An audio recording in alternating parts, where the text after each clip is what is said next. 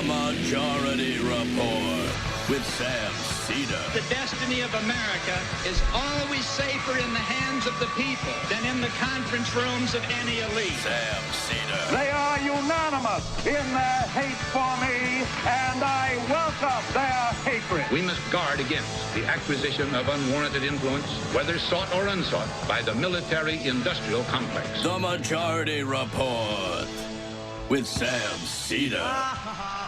Ever get the feeling you've been cheated?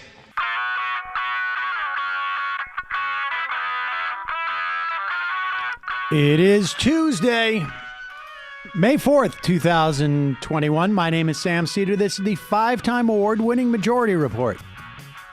We are broadcasting live steps from the industrially ravaged Gowanus Canal in the heartland of America, downtown Brooklyn, USA.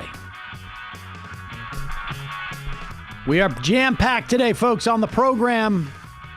First up, Aaron Kleinman, Director of Research at Future Now, on the looming specter that will be redistricting. Then, Astra Taylor and Umme Hoque, organizers with the Debt Collective and a student debt striker, on the progress or lack thereof, the issue of student debt. Meanwhile, speaking of the progress on student debt, Joe Biden now pressured to loosen the patent protections on vaccines the world desperately needs. And that pressure is growing. With good reason, India passes 20 million COVID cases as fears of a new variant grow. In the U.S., the FDA is expected to approve Pfizer for children as young as 12. House Republicans to move to oust Liz Cheney from leadership. And, okay. Joe Biden reverses on refugee admissions, reinstates the 62,500 cap for this fiscal year, and promises 125,000 for the next fiscal year. How about a proposal to just double both those numbers and then actually get rid of the cap? Meanwhile, U.S. starts to reunite separated families on U.S. soil, immigrant families, I should say, as part of an agreement with the ACLU. Speaking of various letters, MDMA is closer to medical approval as it is found to help with PSTD in conjunction with talk therapy. PTSD. There you go. Sorry. Kansas Republicans failed to overturn a Democratic governor veto on ban of trans girls and women athletes. EPA proposes a rule to slash hydrofluorocarbons, which is a major source of greenhouse gas. All this and more on today's Majority Report, ladies and gentlemen. Thank you so much for joining us. Oop, there we go. It is Tuesday, and as we wind our way through the week, joining me as always, Emma Vigeland. Emma, hello. How are you? I am well. How are you? I am fine. I am fine. Got to come up with a new intro there. We're always good. It's true. There's no real suspense there. Mm-hmm. Well, that's or maybe it's just encouraging for people. Right. Well, I mean, I think things are looking up. Okay. With the vaccine. Well, and COVID. There's more vaccine. Outside, at least in the United States. We're moving, yes, absolutely. And we're moving into a new phase, obviously, and we've been talking about this for a couple of days, or I should say, really a couple of weeks, new phase of attempting to vaccinate people. There is more and more stories about how to vaccinate the reluctant vaxxers and the right-wing, diehard, I'm not going to get vaccinated just to prove that I'm going to own the libs, as it were. And in my estimation, that's a bit of a mistake. There are millions of people in this country who would be willing to be vaccinated if the vaccines found them and became more convenient. People obviously have work and childcare obligations and don't necessarily have the means to travel in the same way. And so what the government, I think, needs to do is start to get a little better at that and give the vaccine reluctance a little more time, maybe get it to primary care physicians who might have a better relationship with them. But that is just what we need to do in this country. Right now in India, there is the outbreak is horrible, and there are obviously new variants that are growing. Some reports of a variant that is even more contagious than the B117 that I believe is over there as well. And it is hitting younger people.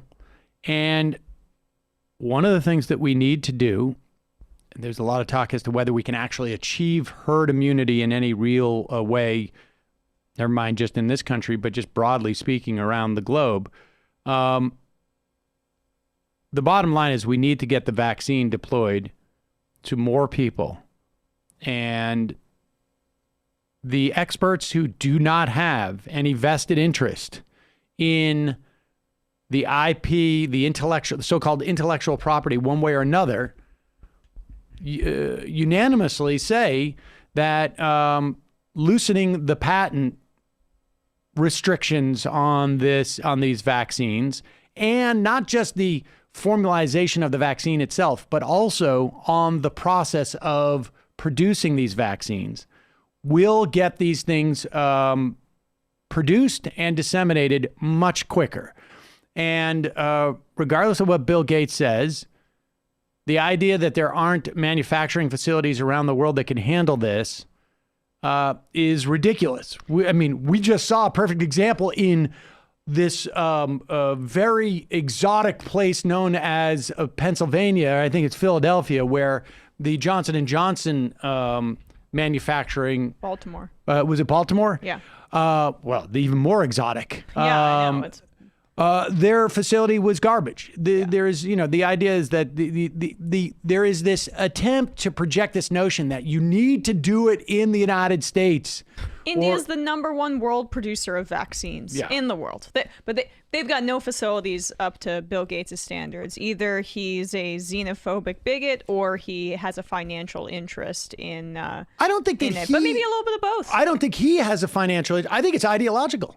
I think it's just purely ideological. Okay, a controlling God complex interest in it at the very least. I think that's a little more accurate, to be honest with you. I mean, people may find it, he may be a little more offended by that, but. Oh. But here's the thing. One of the things that Joe Biden promised while he was candidate, Joe Biden, was that if we got into this type of situation, that he would relax the patent restrictions. Here is a clip of an interview he did back in the, I'm not 100% sure when that was, but it was during the campaign, the general election. Activist Addie Barkan asked candidate Joe Biden if he'd waive IP for a theoretical COVID vaccine. Biden doesn't hesitate.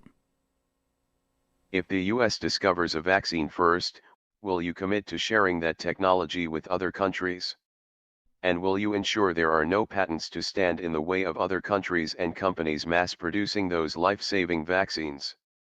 Absolutely, positively. This is the only humane thing in the world to do. I mean... Seems pretty clear there. Not a lot of wiggle room there. So, disseminate that clip widely. I mean, what's interesting is that Joe Biden, throughout the entire election, was talking about how we need to listen to the experts and listen to the scientists. the premier scientist in this area, Dr. Anthony Fauci, or Tony Fauci, as Tucker Carlson would disparage him as, is within the administration encouraging this vaccine waiver, this patent waiver. And Biden seems to not be listening to that particular expert in this area, because there are big pharma executives, at least who are experts in terms of their own finances, who are putting pressure on the other side. But from a purely political perspective, which is clearly the only way you can get through to Democrats at this point, it doesn't look good to side with pharma executives. It certainly does not, even regardless of people's political affiliation, voters. And the Biden administration has shown that it reacts to blowback on these things. So the more you make us think, the better the chance is, to provide these vaccines for the rest of the world. All right, we got to take a quick break. When we come back, we're going to be talking to Aaron Kleinman. He is the director of research for Future Now. We'll be right back. Talk about redistricting, and then later, student debt. Meanwhile, today's program sponsored by Magic Spoon. Healthy breakfast does not have to be boring, folks. Magic Spoon has amazing flavors you love, but here's the best part: without all the bad stuff. And look at this. Look at what I have in there. There's my favorite flavor. Show what cup that is, though. Oh, yes. It's like one of my favorite things I see around the office. My Jeb 2016 cup. Oh. It has 0 grams of sugar. I mean, a full cup of this has 0 grams of sugar, has 13 to 14 grams of protein, only 4 net grams of carbs in each serving, and only 140 calories per serving. And it has nothing to do with the cup. All that comes from the Magic Spoon cereal that's in there. And exciting news. I knew this in advance because I'm on the VIP phone texting thing. Okay. And, yeah, I mean, anybody can get on it. But Magic Spoon has released a super delicious new flavor, birthday cake. I have not tried birthday cake. I'm a cinnamon guy, but I'm going to try it because every time I try a new Magic Spoon flavor, I would say about 66% of the time I find a new one for the kids, and 50% of the time I find one for me. So I love it. Nice. I mean, I'm extremely loyal to the cinnamon, as you can tell by the 8 boxes that I have in the corner of the room. Birthday Cake Magic Spoon will be available in a special 5-pack for a limited time only, so get it while you can. Or you can, of course, build your own box. Available flavors to build your own custom bundle: cocoa, fruity, frosted, peanut butter, and cinnamon. For me, a cocoa, peanut butter, and cinnamon box. That's what I'm down for. But if I'm thinking about the kids, I throw in the fruity and the frosted. If you're listening from Canada, guess what, Canada? Magic Spoon now ships there as well. I mean, I have Magic Spoon for breakfast, I don't know, 5-6 days a week now. And for my kids, it's the only cereal they want, and frankly, it's the only cereal that I want to give them. Go to magicspoon.com/Majority Report to grab a new limited edition birthday cake or a custom bundle of cereal to try it today. And be sure to use our promo code Majority Report. Use it at checkout. You'll save $5 off your order. This offer is now good anywhere in the U.S. or Canada. Magic Spoon is so confident in their product, it's backed with a 100% happiness guarantee. So if you don't like it for any reason, they'll refund your money. Remember, magicspoon.com/Majority Report. Use the code Majority Report to save $5 off your purchase. Another product that I have used. In fact, I've mentioned this many times before. That's how we got Brendan. Look, if your business owner is hiring, a lot of challenges right now. Frankly, a lot of challenges at all times. It's difficult. Difficult to find the right person. Difficult to go through the whole process. Maybe you're not finding the right type of applicants. Maybe you can't organize the stuff. I don't know. It's hard. Hiring is hard. Sometimes it feels like you're looking for a needle in a haystack. Indeed. Well, you can post your job to some board, but when you do, all you're doing is hoping that somebody, the right person, answers, and that is a long shot. I remember back in the days when I would post on Craigslist. And believe me, it was like it was lost in the ether. Well, this is why you should try ZipRecruiter, and you can try it for free at ZipRecruiter.com/majority. This is what happens. When you post a job on ZipRecruiter, they send it out to a bunch of sites, like 100 different sites with one click. Then ZipRecruiter's matching technology finds people with the right skills, the right experience, and they actively invite them to apply for your job. That's what happened with Brendan. They reached out, they found Brendan. In fact, ZipRecruiter is so effective that 4 out of 5 employers who post on ZipRecruiter, they get a quality candidate within the first day. I got to be honest. I had like maybe 10 to 12 people that I thought like were all in the running. Brendan showed up and I was like, wow, okay. We'll go with Brendan. He'd already said, did I tell you the story? He had to block me on YouTube because at his last job, he was looking for the clips that we were doing, but he didn't want me in them. I didn't hold that against him. It is no wonder the 2.3 million businesses have come to ZipRecruiter for their hiring needs. So while other companies overwhelm you with way too many options, ZipRecruiter finds what you're looking for, the needle in the haystack. And right now, you can try ZipRecruiter for free at this web address, ZipRecruiter.com/majority. Once again, remember to go to this unique place, ZipRecruiter.com/majority. MAJORITY, majority, ZipRecruiter. It is the smartest way to hire. And lastly, speaking of Brendan, I told him that Features was going to advertise on the show. He got about as excited as I've ever seen Brendan get excited. Did he jump up and down? I mean, he didn't jump up and down. Brendan doesn't get too excited by anything, really. But he was very psyched. Brendan's a runner. He's like a workouter. I don't know how to say that, but Features has engineered their socks based on the different levels of support and performance your feet need for different activities. And I've never had anybody say to me, like, those are great socks. Have you ever had anybody say to you, like, when you brought a brand? I didn't even know, like, I hadn't even thought about brands of socks. From a casual stroll with their comfortable everyday crew, which is my go-to now, to high-performance support with Elite Golf Max, Features has your feet covered. Features, spelled Feetures, they're obsessed with making better performing socks for everything from daily wear to active wear. You get targeted compression where your feet need it most for better comfort and support. Plus, you prevent your socks from bunching, slipping, or sliding down in your shoe. And this is the thing. They are designed anatomically for the specific foot. So you can't, you got a left foot and a right foot, and they're labeled so you can tell which is there, which is also, side note, it's the best way to be able to pair your socks. You know exactly what you're missing.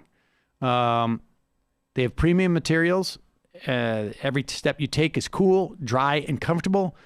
And if you're unsatisfied at any point, they'll give you a replacement pair, no questions asked.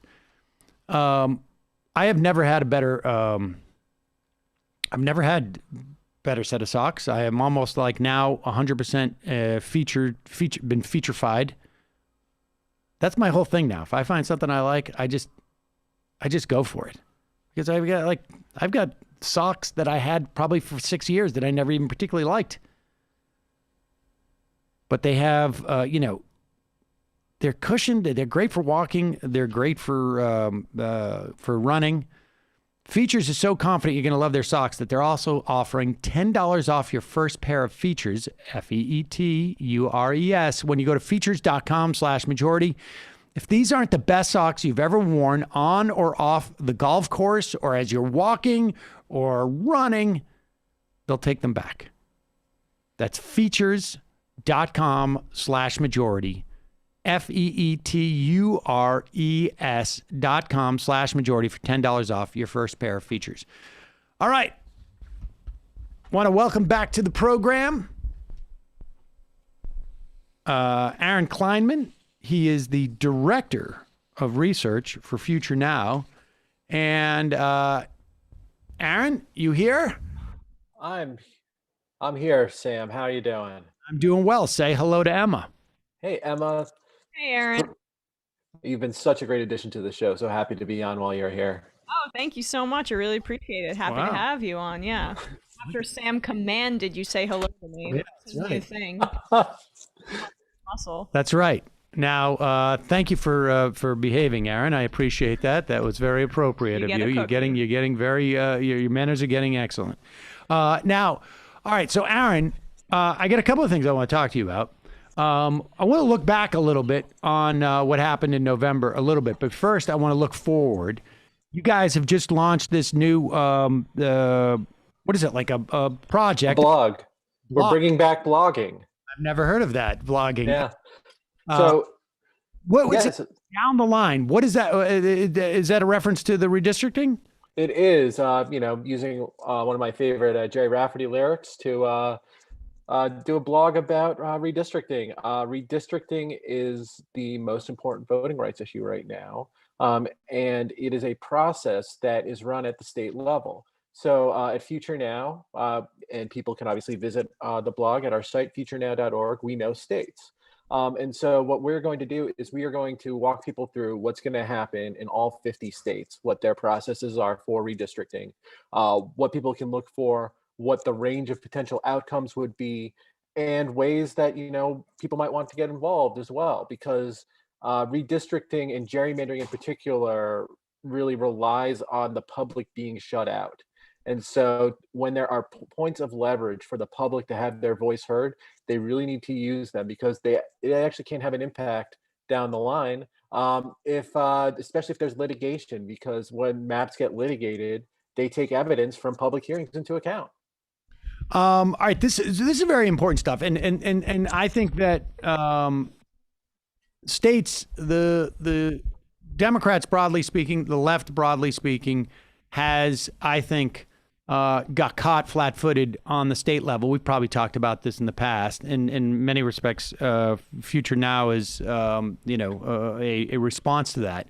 But in 2010, that midterm election ended up like having such ripple effects because of what happened in state houses, and the combination of Republicans taking over in many state houses, 3 chambers essentially, if you will, or 2 chambers in the executive, and technology bumping up at that point and being able to sort of like specifically gerrymander in a way. We're seeing the impact of that still dramatically. Yeah. Where we have multiple states. I mean, tell us a couple of the states that are like where you see it the most, because where you have like 55% of the people vote for Democrats in the state, yet the state house has 60% representation of Republicans. Yeah, I think Wisconsin is the most egregious example. The measure of what you're talking about is proportionality, which is basically whether the makeup of a state legislature is proportional to the vote for the state legislature. And the best way, I think, to measure that is the difference between the statewide outcome and what the outcome was in the median district. And in Wisconsin, the outcome in a median district, that is to get a majority, the 50th district there, because there are 99 districts, was 11 points more Republican than the state as a whole. Biden won the state by about a percentage point. The median state house district there voted for Trump by 10 points. And that's how, so Wisconsin Democrats, if they want to win a majority in the state assembly, would have to win the statewide vote by 11 points more than they did in 2020. That is a far more effective tool at disenfranchising people than any voter ID restriction or anything like that. It's, obviously, making sure that people can actually vote is very important, but, kind of corrupt special interests really rely on gerrymandering to make it so that state legislators don't have to appeal to median voters. They're only appealing to bases, and they're only being funded by, again, if you've seen what happened in Wisconsin the past 10 years, it's because of that legislative map that they were able to do that. And to be clear, if I know that there's a new voter ID measure in any given state, at least there's an opportunity for me to organize and try and get as many people as I can some type of ID. But once those lines are drawn, it's Johnny Ball. Exactly. Yeah, it's one of those things where, one of the things that Republicans, their goals are when they pass voting restrictions even if Democrats can overcome them, they can still force Democrats to spend a lot of resources overcoming them. There's no kind of way for you to just throw money at the problem of unfair lines. And so that's why it's so pernicious. And again, because we're in this, we just had the census, we finally have those numbers out. This is, our once in a decade chance for a lot of places to really affect those lines. There is some litigation that, eventually can change lines mid-decade, but most of the legislative lines that are going to govern this country for the next decade will be drawn in the next year or so. And that's what I'm sorry to interrupt, but that's just what makes the PRO Act so imperative, right? I mean, not the PRO Act, S1, HR1. So can you talk about how that legislation would target some of these dynamics that you're bringing up here? Absolutely. So HR1, I can't speak to the whole thing, but I have looked at the redistricting portions. I would say, there is a way to write HR1 in a way that, first of all, imposes less of a burden on it's a little more kind of process focused. And I think one of the most important things that I really hope is maintained throughout it is, they do have a kind of a proportionality metric there, so they can force states to draw proportional districts. And if they did that at the federal level, I'm still running through scenarios of what would happen. But right now, my estimate is that it would create 15 to 20 more districts that went for Biden than if the process plays out as it would, kind of as expected this cycle. So, I mean, that would be huge at the federal level. And at the state level, HR1 would be amazing because, they do have constitutional authority to require states to draw legislators that have proportional representation. You can't pass federal law saying, Wisconsin, you have to draw your state legislative lines in a way that, kind of somewhat reflects the median voter of the state. And another thing is, even if HR1 doesn't advance at the federal level, there are still actions that states can take. In Virginia, for example, when Democrats took over, they actually gave up redistricting power and punted it to a commission. And we've seen that in a lot of states where you kind of get out majorities that are kind of focused on narrow special interests. You get in majorities that are focused on the people, and they're willing to give up that power because in a lot of these states, they're not afraid of a fair fight. And I think that, if you have faith in your ideas as a political party, you shouldn't be afraid of a fair fight.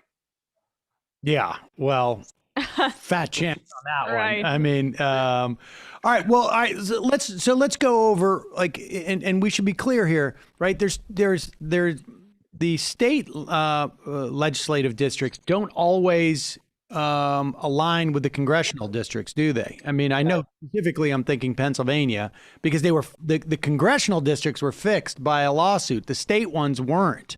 And I'm still not 100% clear on what inhibited the state districts from being challenged as well. But with all that said, where are the states? And I know you're going to go through all the states and on your blog, and there's a different story in every state in many respects. But where are the ones? Where are the big sort of fires? Where's if I wanted to, if I recently divorced Bill Gates and had the ability and contribute to certain areas, like where would be the ones where I would, if I said I want to put out the biggest fires, where would they be? So Melinda Gates, if you're watching, futurenow.org, we're happy to talk to you about how you can improve lives at the state level. One state I think that will be really critical is one that you mentioned, Pennsylvania. And so the reason why that happened was actually at the legislative level, the Supreme Court appoints the tiebreaker for a commission that draws state legislative lines, where the congressional lines are just drawn as a statute, and so it goes legislature to governor. I think probably some internal politics there, but the Pennsylvania Supreme Court, for the first time in 3 decades during a redistricting cycle, is controlled by Democrats. The last 2 times they had state legislative lines drawn, it was kind of a Republican former judge was appointed as a tiebreaker on the commission. They drew Republican lines, and in Pennsylvania, the state house, the median district is 4 points more Republican than the state as a whole, which, if Democrats wanted to take back the state house last year, which they tried, they still have had to flip Trump districts, even though Biden won the state. But this time, they actually yesterday appointed, former Pitt chancellor, who's a political science professor who knows his stuff. And, the hope is that, Democrats and Republicans, if they want, they can appeal to him by coming to him with a fair map that reflects the state politically. Hopefully he would approve that on the commission. And, the hope is that going into 2022, Pennsylvania Democrats will be able to run on fair lines for the legislature. And even, we look at the 2022 election, we all know that midterm elections tend to favor the party that's out of the White House. But in Pennsylvania, you could have a 4-point shift toward the Democrats just based on the map alone. And so there still might be opportunities there. And just to be clear, when we say a 4-point shift, we're just talking about going back to zero, essentially. Basically, yeah. Where it's like just the lines are neutral and they let the voters decide rather than the lines sort of decide which voters they're going to allow to decide. Yeah. It's, in Pennsylvania, it means that Democrats can, try to orient their platform and their policies toward the electorate of Pennsylvania, not the electorate of Ohio, and that's a really, that's a big distinction and it can make a big difference. So Pennsylvania. Anything wrong with Ohio? Not that there's anything wrong with it, but it's more conservative than Pennsylvania. I'm saying in terms of people. In terms of, no, absolutely not.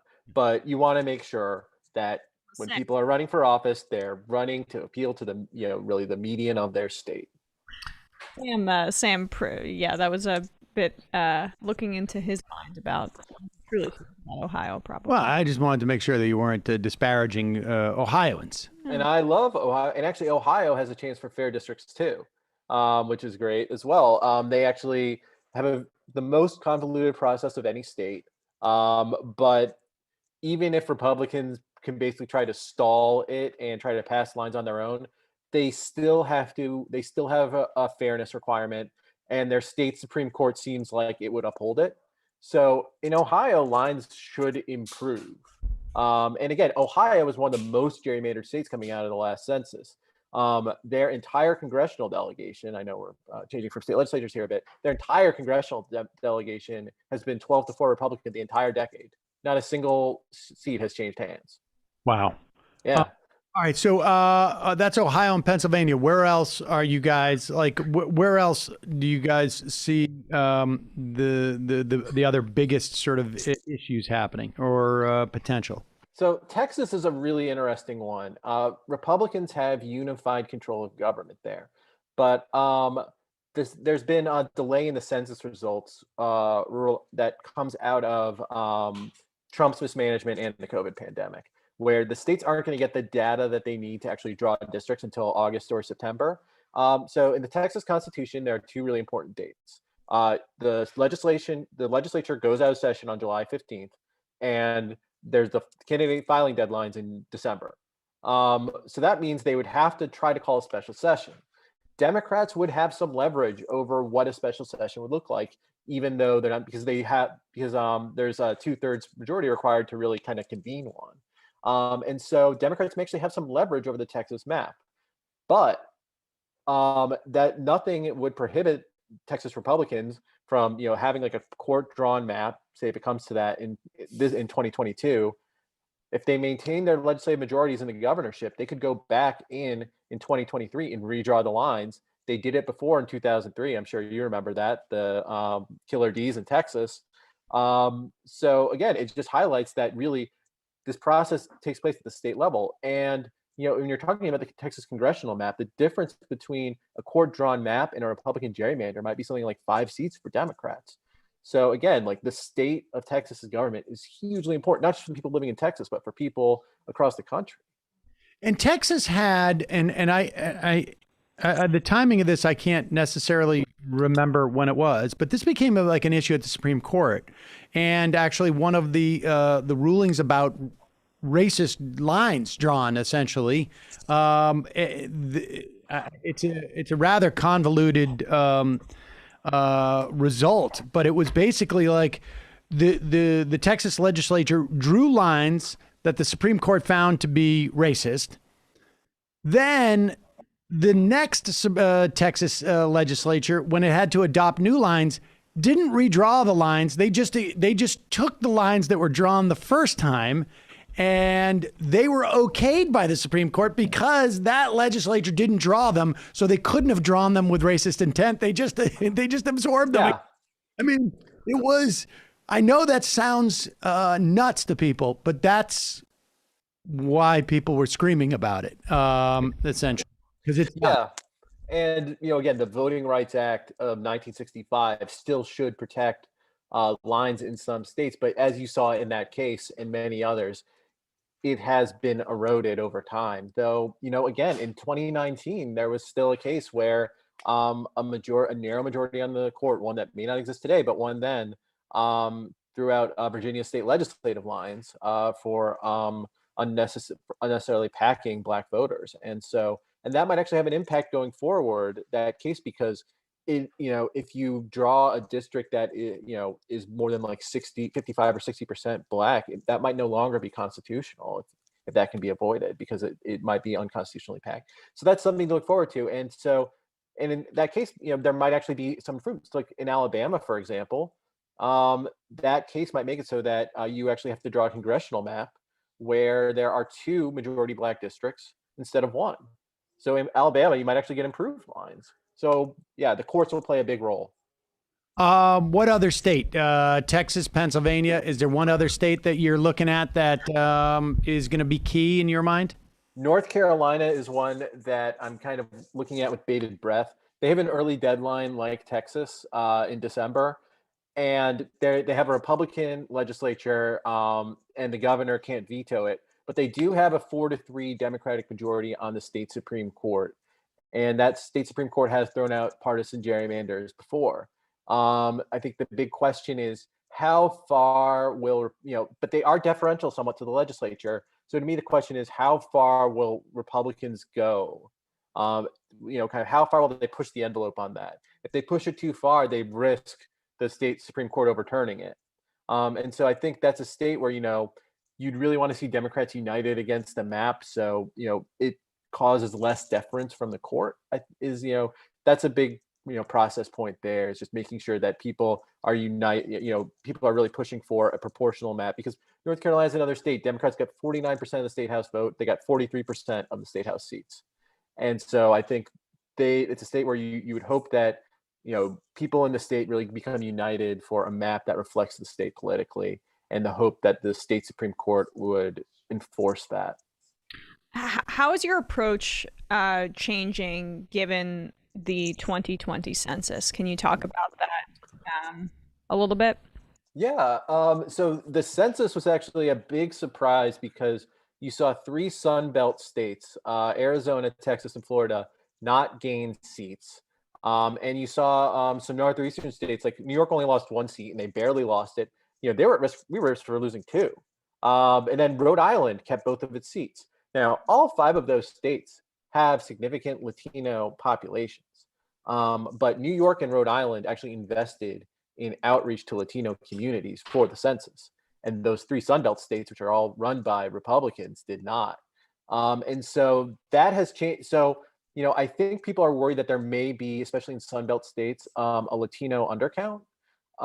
And I don't know to what extent that might be litigated, but that certainly has implications across all districts. Because if Latino voters are undercounted, I think at the, certainly at the federal level, it means less clout for really kind of Republican-leaning states.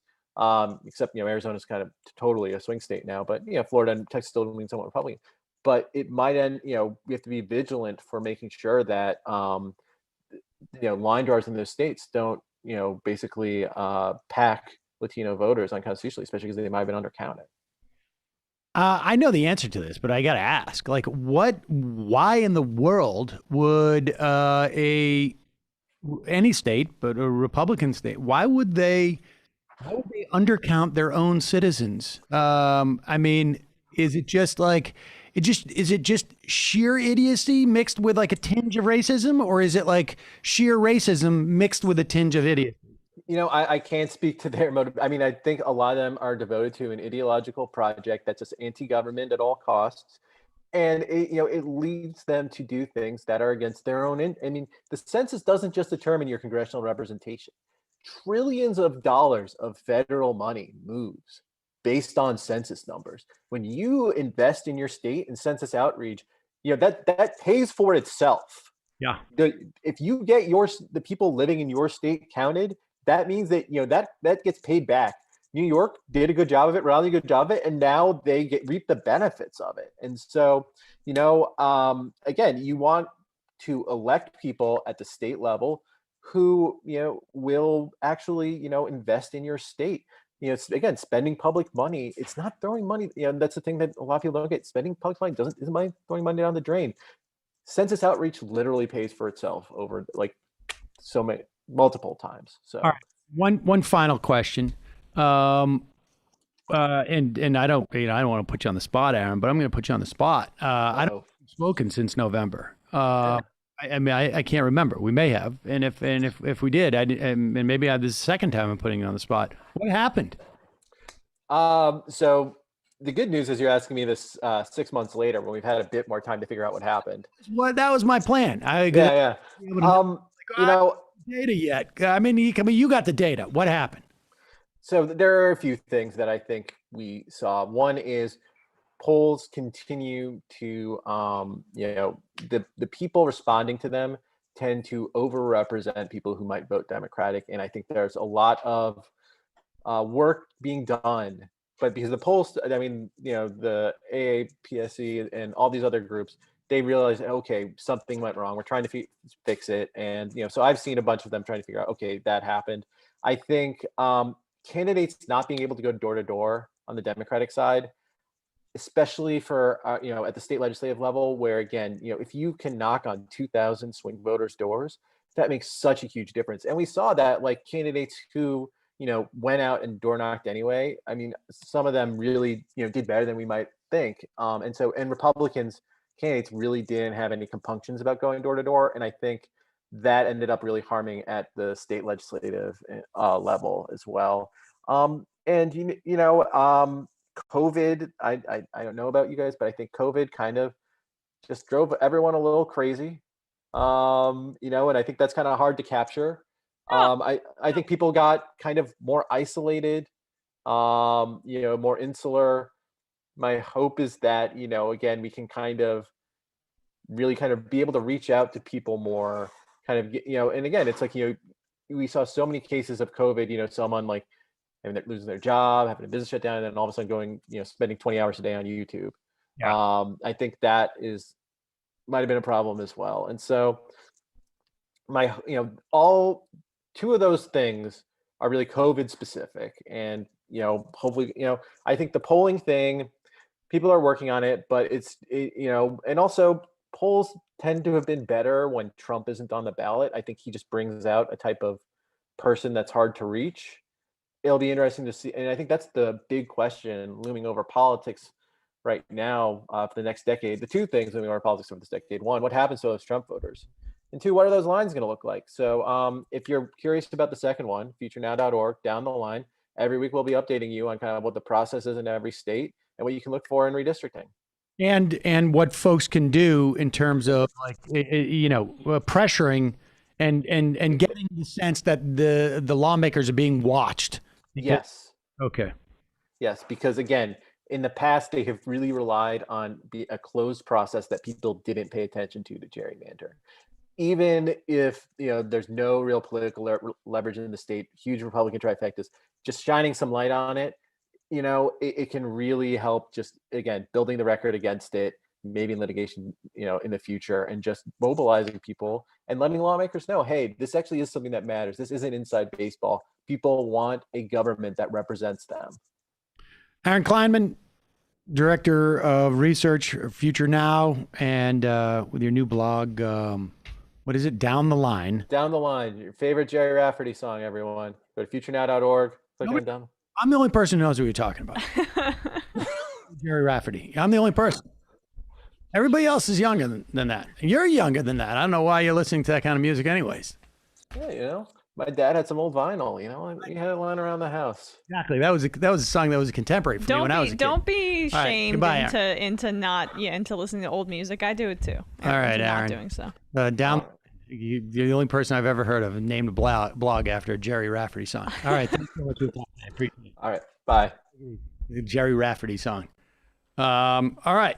Well, let's not go anywhere. I want to bring onto the program Astra Taylor and Umme Hoque from the Debt Collective. And Umme is a debt striker, I believe. Welcome, Umme and Astra. Umme, am I saying your name correctly?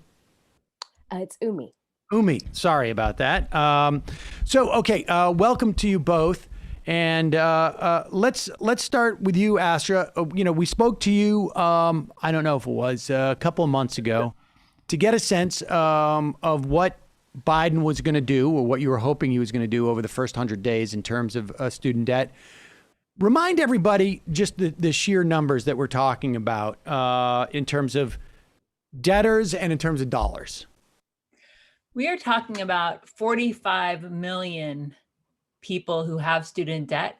And in terms of their demographics, they are from all walks of life. And it's also important to say that 40% of those debtors don't have degrees. In other words, they have the debt, but they weren't able to finish college for whatever reason. And so they have that hanging over them without the opportunity education supposedly affords you.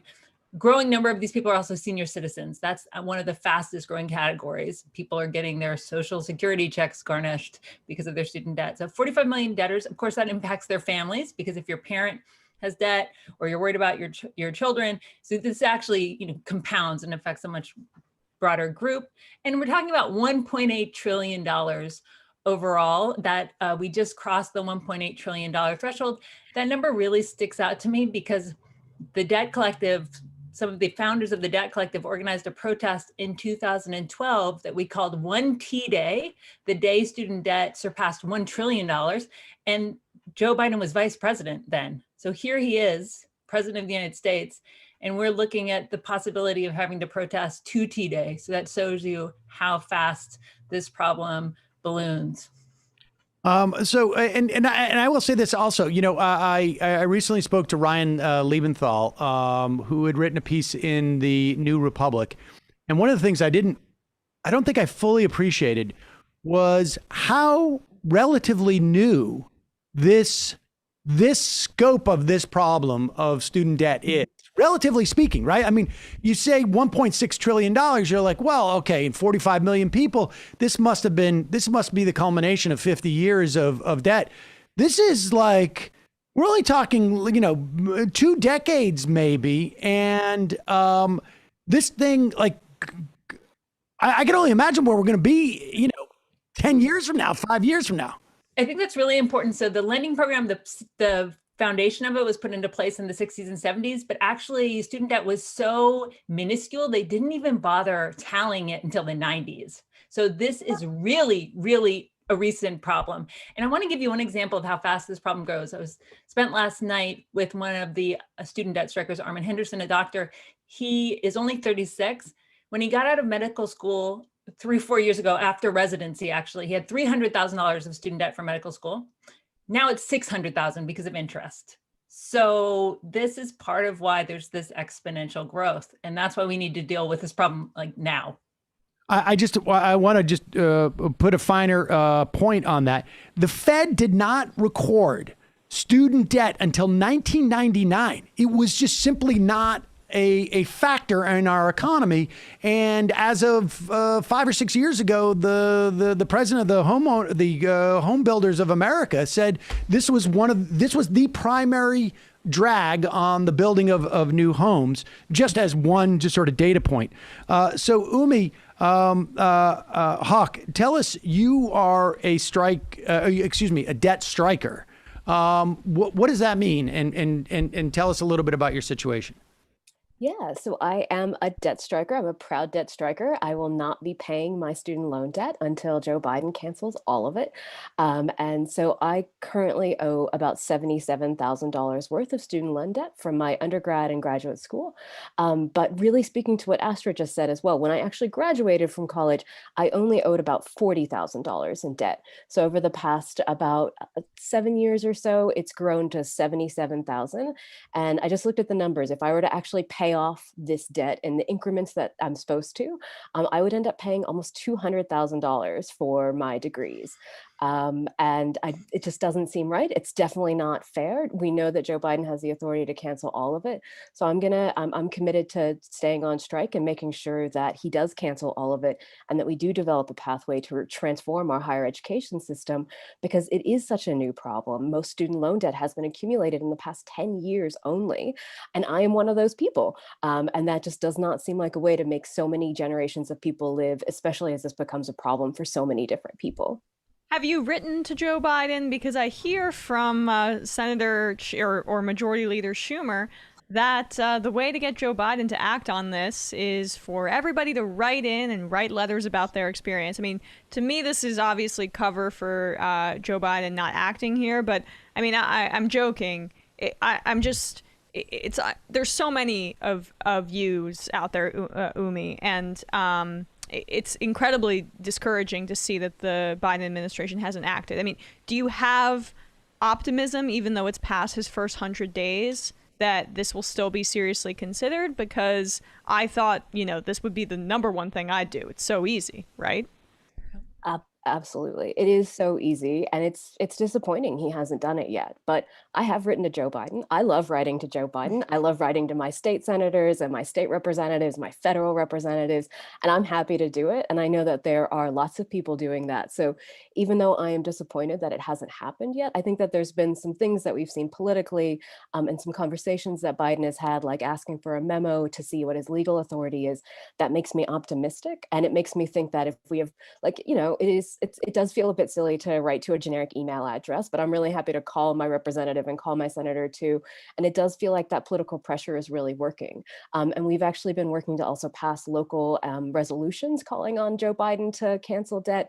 All the different ways that we can get people to call on Joe Biden, I think we should do it, because it has only been 100 days. It really is the easiest thing he can do, but sometimes people need to just keep hearing that and to get some more pressure and pushes to do it. And I'm happy to be a part of that song.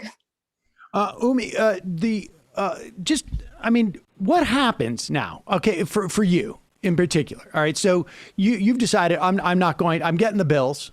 I'm going to ignore them. They're coming from the U.S. government or someone who is presumably servicing the loan, right? Probably a private corporation servicing the loan. What happens then? I mean, in other words, how do you discharge this debt? How do you, can you go to the court and say I'm bankrupt like everyone else in the country has the ability? Every company has the ability to go in and say I need protection for my creditors. I mean, what happens next? Well, my debt is all federally held debt, so I cannot go to a court or get it discharged. Our bankruptcy laws are atrocious in this country and really continue to penalize poor people who have taken out student loan debt to be able to achieve the American dream. So that's why I just refuse to pay it. And, our student loan strike is largely symbolic because of the pause on payments. Realistically, the millions of people who are not paying right now are all on strike. And I think that's something that we should all consider is what if this action that we're all taking is actually a political action? And it's another way for us to really have Joe Biden hear how many people are struggling right now. Because the reality is so many of us wouldn't be able to pay this if it wasn't in pause and we'd be on actual strike. But luckily right now we are on pause until September.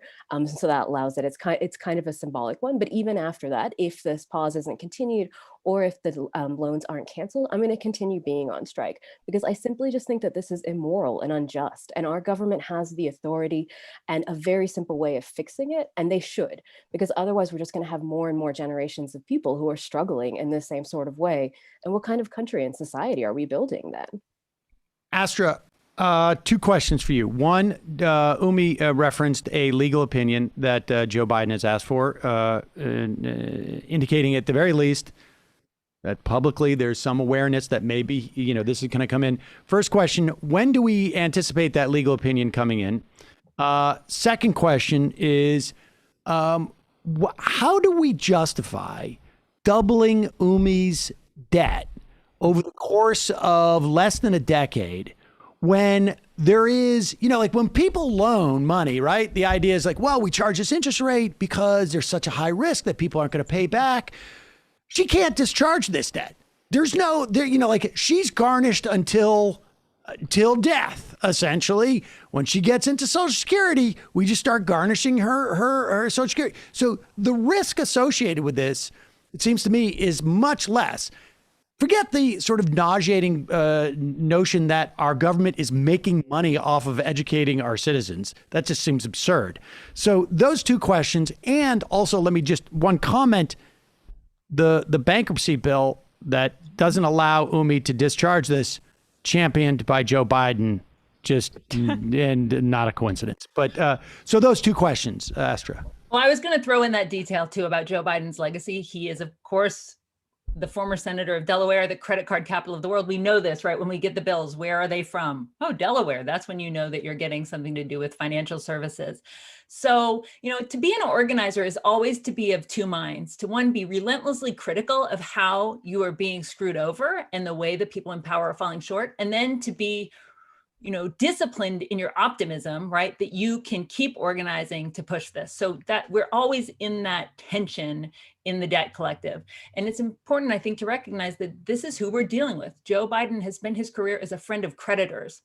And so for him to even run on these inadequate promises of canceling some student debt, right, is progress given who he is, who we know he is.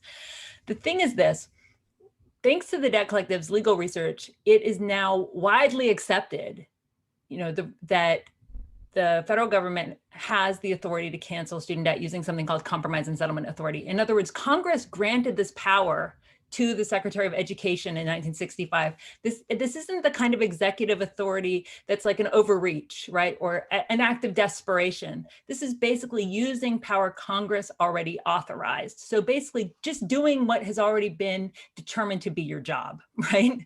So it's also important to note that compromise and settlement authority has been used multiple times in recent years, including by Trump, to cancel interest during this payment pause. Right? So we don't really need a memo. Joe Biden didn't really need to request a memo investigating a legal authority that was just used to cancel hundreds of millions of dollars of debt. So there is a sense in which it feels like it's just stalling and buying time. He could have canceled student debt on day one. What did he do instead? He chose to extend Trump's payment moratorium, right? To extend a failed policy that left out 8 million federal borrowers and also private student loan holders. So that's not something progressives should cheer. You should not cheer a Democratic president continuing a failed Republican policy. Nevertheless, the word on the street is that this memo could be an affirmation of what we know to be true, right? And it could be released in a few weeks. It might take a month or two, but it is coming. I think as organizers, we need to be ready for the worst case scenario, which is that it somehow denies the facts and says that authority that was used recently, oh, actually, we somehow magically don't possess it. Sorry, we can't deliver, right? So that's where we're at. And I think that we have to just keep building power. I think Umme rightly said we're moving to strategies that are not just about individuals being on strike, but arguing that this is something that is for the good of the community. So that's why city resolutions, cities saying, the city of Philadelphia, for example, just passed a resolution. Washington, D.C. is about to pass one.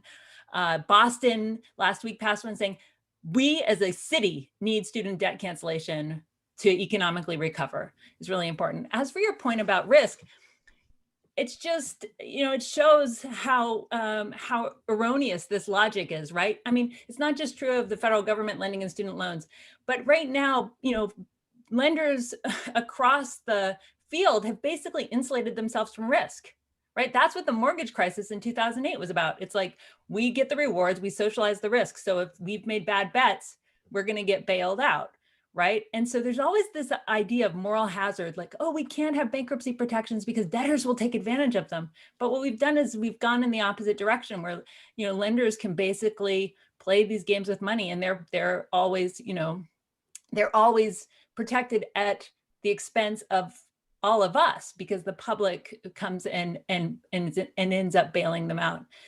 So this logic is just absolutely flawed. I think it's also important to highlight that at the beginning of the COVID pandemic, debtors did get relief, but they just weren't human debtors. They were corporate debtors, right? I mean, we spent billions of dollars stabilizing the corporate bond market, which is the corporate debt market, right? There were also forgivable loans extended to fallen angels. That's the technical term, right?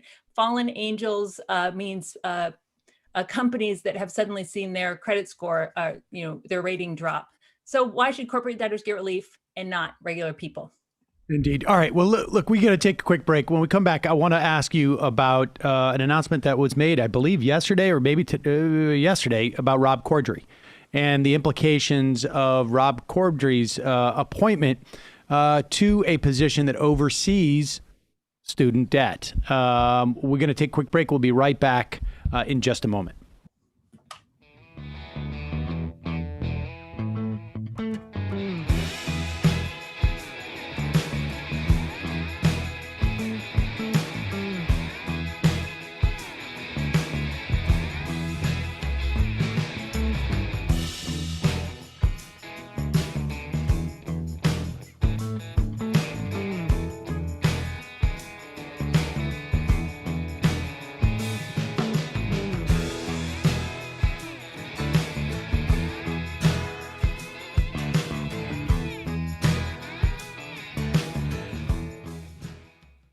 So Emma and I are back. We're talking to Umme Hoque and to Astra Taylor from the Debt Collective. Umme is a debt striker at this point. Of course, payments on student debt have been suspended during COVID, but that'll start back up in September. And really what's happening here is we're trying to, send a message to Joe Biden to do what, as Astra tells us, Congress has already authorized him to do. And he's already done in some measure by suspending interest payments. And we also know that even under the Trump administration, this happened under the Obama administration, people who took loans to go to private colleges universities that did not really provide any type of education, they've had those loans discharged. And it's a similar authority that could operate. So, Umme, I don't know if how in touch you are about this issue about Rob Cordray being appointed. I don't know if this is a better question for Astra. Okay. So, Rob Cordray, former head of the Consumer Financial Protection Bureau, close ally of Elizabeth Warren, who has teamed up with Chuck Schumer to call for a $50,000 debt relief. He's been appointed by the Biden administration to oversee student debt. What does that mean? Anything? I think it bodes really well. I mean, the CFPB was definitely an ally under during the Obama administration in fighting some of the abusive debt collection practices that we see from student loan servicers. And also, we were very closely, we were working closely with them around the issue of predatory for-profit colleges who also abuse the lending system. So I think it's a really promising sign. This is somebody who knows about consumer protections. That's, obviously one of Elizabeth Warren's big concerns. And so hopefully we'll rein in some of the most egregious abuses that we see, because essentially the federal government contracts out to these abusive servicers and debt collection companies, giving them millions of dollars in order to extract money that people don't have, right? So that is promising. I believe that he is someone who is open to student debt cancellation, if not for it. I don't want to put words in his mouth. Sadly, he doesn't have that authority at the FSA, right? So that is the ability to compromise and settle, to cancel student debt is something that is held by the Department of Education, by the Secretary of Education. So it's certainly encouraging news, and it's reflective of this, the mixed emotions we have as we move out of a DeVos era, which was obviously horrendous, into a Biden era where there seemed to be a mix of people who recognize how broken and abusive the system is, and some people who honestly played a huge role in developing it since the 90s, as we're saying. So there are people in these departments who literally built the system that now we are saying has to be torn down. Okay, and Umme Hoque, just 5 seconds, where can people join you in your debt strike? Where can they find out more information? They can find out more information on our website, debtcollective.org. Okay. All right. You guys hang on for one moment. Emma and I are going to sign off to folks on the Peacock app, and we will be back tomorrow with more. And we are still here. Nope, we're still here. The magic of so guys, just to continue our conversation, and I appreciate your being quick on that. Did I say Rob Cordray? Rob, I did, I guess. Well, I mean, the over under for the amount of names Sam's going to mess up in an interview is probably 3.5. Right? Yeah, I've hit 2 so far. Yes, so it's Rich Cordray. Apologies. Okay, so Emma, you had a question. Oh, yeah. So I mean, I'm curious about your guys' perspective on this as activists who are obviously deeply steeped in this topic. What is the constituency for this kind of hesitancy by Biden, right? I mean, to me, I hear anecdotally some older people say, well, I had to pay for my college and people should have to pay their debt, right? But largely, I don't see this as a voting issue that's going to sway anybody. So have you spoken to people who maybe hold that kind of viewpoint? And if so, does it pale in comparison to, I guess, the amount of people who are on board with this? Because that's my sense of it. Well, I think it actually is an issue that will really sway people. So, for example, you see Majority Leader Chuck Schumer comparing student debt cancellation to $2,000 checks in Georgia, right? I mean, that was a pivotal concern for voters there. And it's something that, was a very clear, graspable promise on the campaign trail for the Democrats. And it, will have an immediate beneficial effect on voters. People will really feel it if they get their debt canceled. So, and there's a recent poll from Color of Change that said 40% of Black voters would consider sitting out the election if there's not student debt cancellation.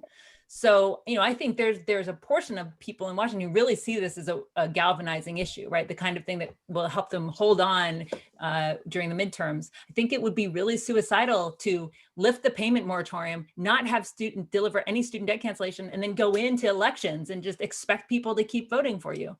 That said, I think your question is a really good one. Who are they appealing to, even if it's less a real constituency and more this idea? And I think you're right. It tends to be older, more affluent people who don't really understand how much has changed since the good old days when they went to college. But I wonder how firmly felt those convictions are. And if you led with the sort of arguments of how much of an economic boost will result from this, the fact that, it would benefit all sorts of industries, right? As you said, home builders, et cetera. The fact that it would allow more people, a kind of to become entrepreneurial, that it would have all of these socially beneficial effects. I just think it's one of these things too, where people, it's overwhelmingly popular, and the people who are against it could be moved. In the sense, I just want to say that it's overwhelmingly popular, and this is one of those things where you just see how broken our democracy is. I know you guys were talking about redistricting today, right? A majority of people want this, and it's easy to do. There's a clear lever to do it. And the fact that it's not happening just shows you how captured and undemocratic our political system is. I think I think you were onto it with Joe Biden, former senator from MBNA, the sanctity in which, this is not too dissimilar from gosh, his name escapes me now. During the Obama era, Secretary of Treasury saying, Geithner rather, saying, we don't want to add to the moral hazard. We don't want people to understand that, like, sometimes your debt's forgiven. We can only teach that to corporations. But just getting to your point in terms of like the old folk not appreciating how things have changed. This is from that Liebenthal article. 40 years ago, and I read this and it was pretty revelatory for me for two reasons. 40 years ago, a year of tuition and fees at a public four-year university was around $2,400. That's in 2019 dollars. $2,400. Now the cost is 4 times as much. For private colleges, that number has tripled from nearly $11,000 in 1980-81 to nearly $32,000 by 2019. And I was like, well, 40 years ago, that's a long time ago. And then I realized, like, hey, wait a second. Actually, no, I was probably around the time applying to colleges 40 years ago. So, I mean, give or take a couple of years. And so this isn't that long ago. And to have it, triple in this fashion. So let me ask you this, Umme. Do you how much of an opportunity have you had to express this to some of us elders about how things have changed so dramatically? I think, the opportunity to really engage on that and talk to lots of people on it, I think is one of the key aspects of the organizing we're trying to do, to really highlight and show how, as Astra was just saying, this is a really popular issue. It's something that is a voting issue, but it's also something that's so important to our communities and all the impacts that it could have, and really finding any forum to have that conversation. But also because, as we keep seeing, like the gap of the growth of people who actually are in that older age bracket who have student loan debt, especially if they're like co-signers on their parents, on their kids' loans and things like that, that number is growing as well. And so we're actually seeing in some of our organizing that we're doing that there are a lot of older people who are showing up to have those conversations as well, and actually having to, and actually able to support other people understanding like this, the education as an industry or as a market or however it might be conceptualized has so dramatically changed and in such a short period of time that it's almost unfathomable. And it's probably why these numbers are unfathomable. 1.8 billion is such a large amount of money, but being able to really specifically speak to what that would mean for our communities and where we're living seems to really have an impact, especially during a pandemic when so many people are losing their jobs and their healthcare. And it's really clear that families are struggling.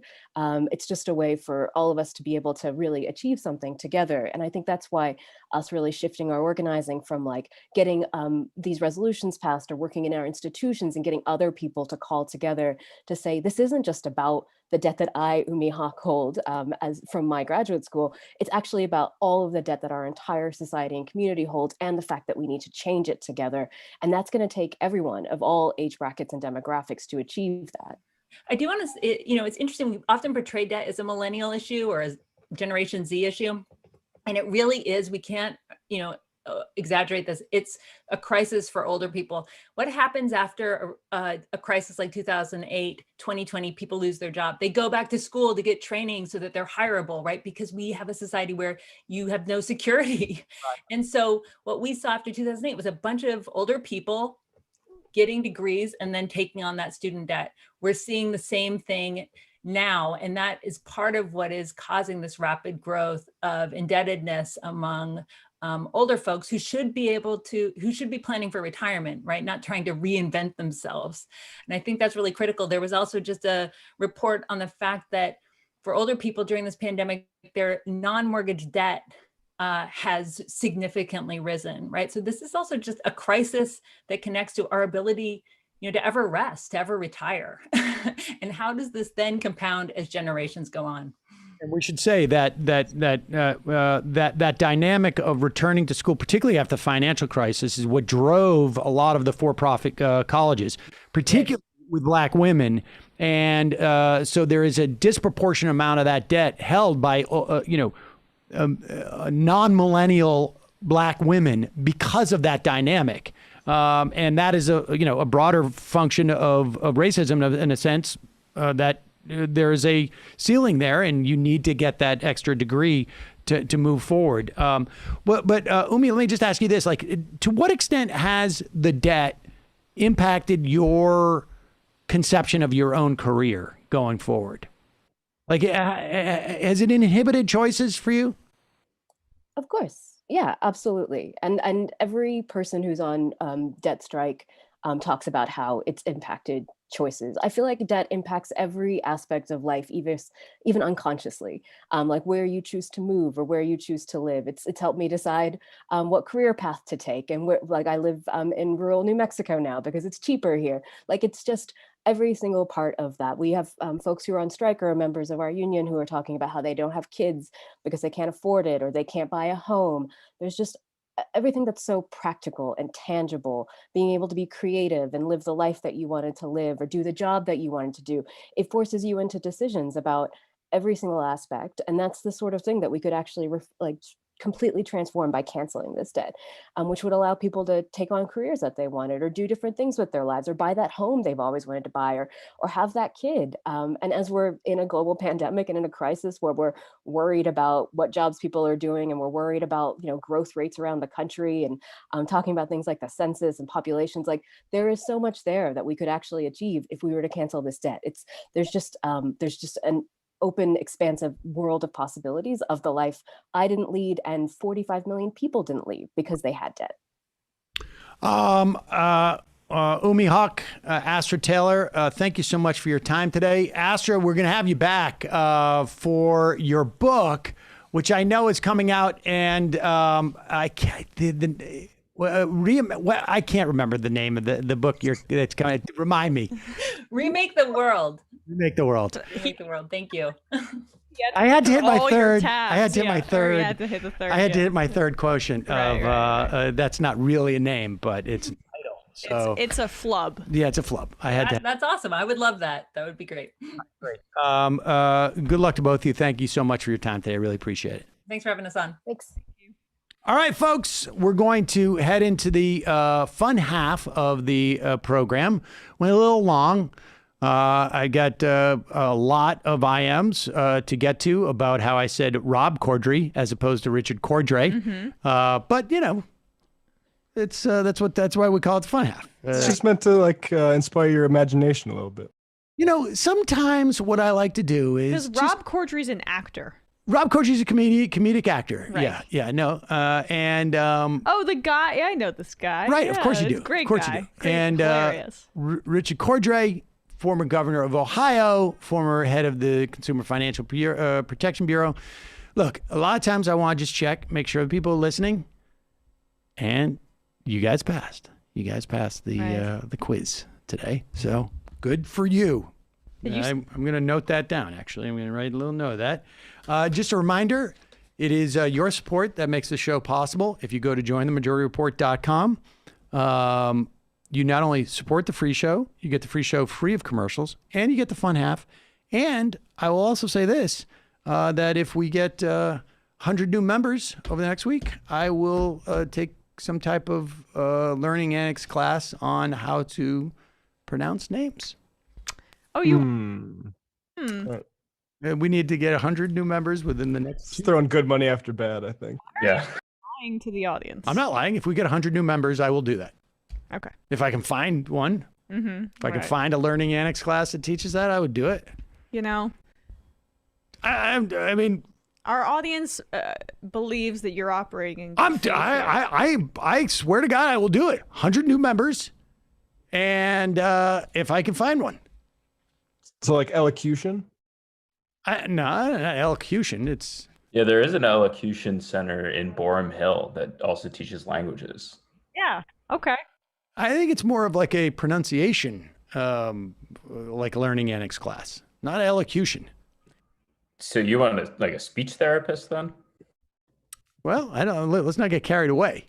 I mean, you're the one who threw it out there. I don't know. Send me. I'll tell you what. We get 100 members, and folks will send me suggestions. You don't get to. So Sam asks for help.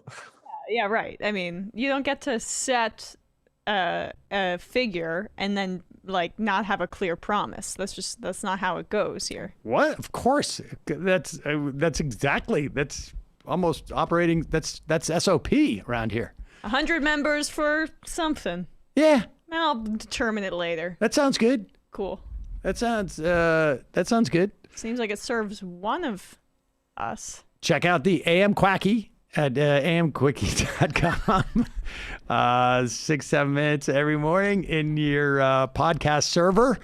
And of headlines, also justcoffee.coop, fair trade coffee, tea, or chocolate. Use the coupon code majority, get 10% off. If we get 1,000 members, will you get electric shock therapy? Low grade. If we get 1,000 members in the next 2 days, I will do low-grade electro.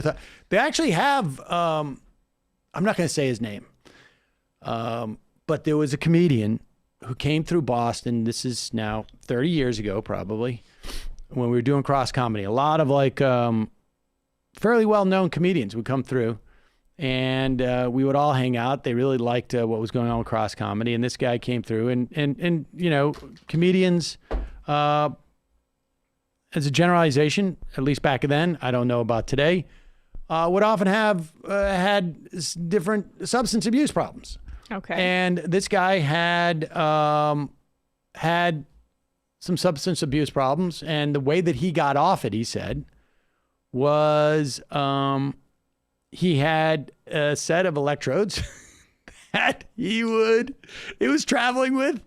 Oh. And he would hook himself up for I don't know how long and just give himself like jolts of electricity, and it would juice the endorphins, and that was it. So yeah, I'll do the low grade thing for 1,000. I mean, you can do the you go to the. I think they still allow that. You go to the hospital and you go. Isn't that what Pacman does? He does like he'll. That's how he drives his membership and his subscriptions on YouTube. Is he promises like electro different medical procedures, and he'll film it behind the paywall though. Matt, did you leave or are you still here? My internet just dropped. My brand new fiber internet, but I'm here now. Whoa! Look at that! God, camera. What kind of camera are you using? It looks really good. This is the Logitech Brio 4K. Whoa, sweet! Hey, all right. Thank you. Yes, I just this is my brand new Baltimore Orioles hat. For your cousin. Yeah, people who follow my Twitter feed will know that my cousin recently got his first major league appearance against the Yankees. Jay Flaw is his name, and he struck out Aaron Judge, and also got Giancarlo Stanton to ground into a double play. So, nice. Yeah. Aaron Judge. That was after walking two guys, so he kind of had to bail himself out. But you know, I like how your mic is also picking you up from there. That sounds pretty good. Oh yeah, good. I was glad. I was wondering how it was reaching me. Yeah.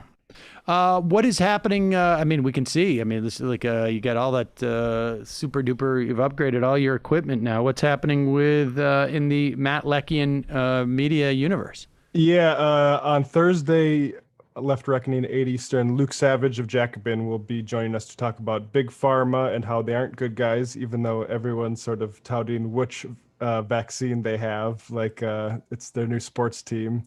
And also Bill Gates will be doing a lot of Bill Gates dunking specifically. So that's 8 Eastern, patreon.com/Left Reckoning to get the post game. I hope you're not going to bring up the divorce.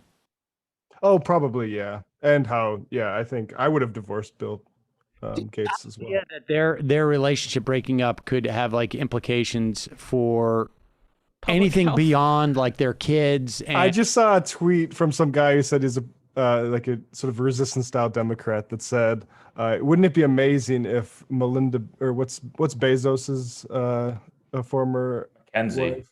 Mackenzie Bezos and Melinda Gates teamed up and solved climate change. And I think that would be great. I think it'd be also unlikely. But you know. You know what? Like, I don't want them to team up to solve anything. You know what would be great is if they teamed up and advocated for a wealth tax. That confiscatory taxation. That took away most of their wealth. And that would be great. That would be awesome. Like, that'd be the ultimate, like, getting back at these asshole husbands. Like, these guys should not have this amount of economic decision making.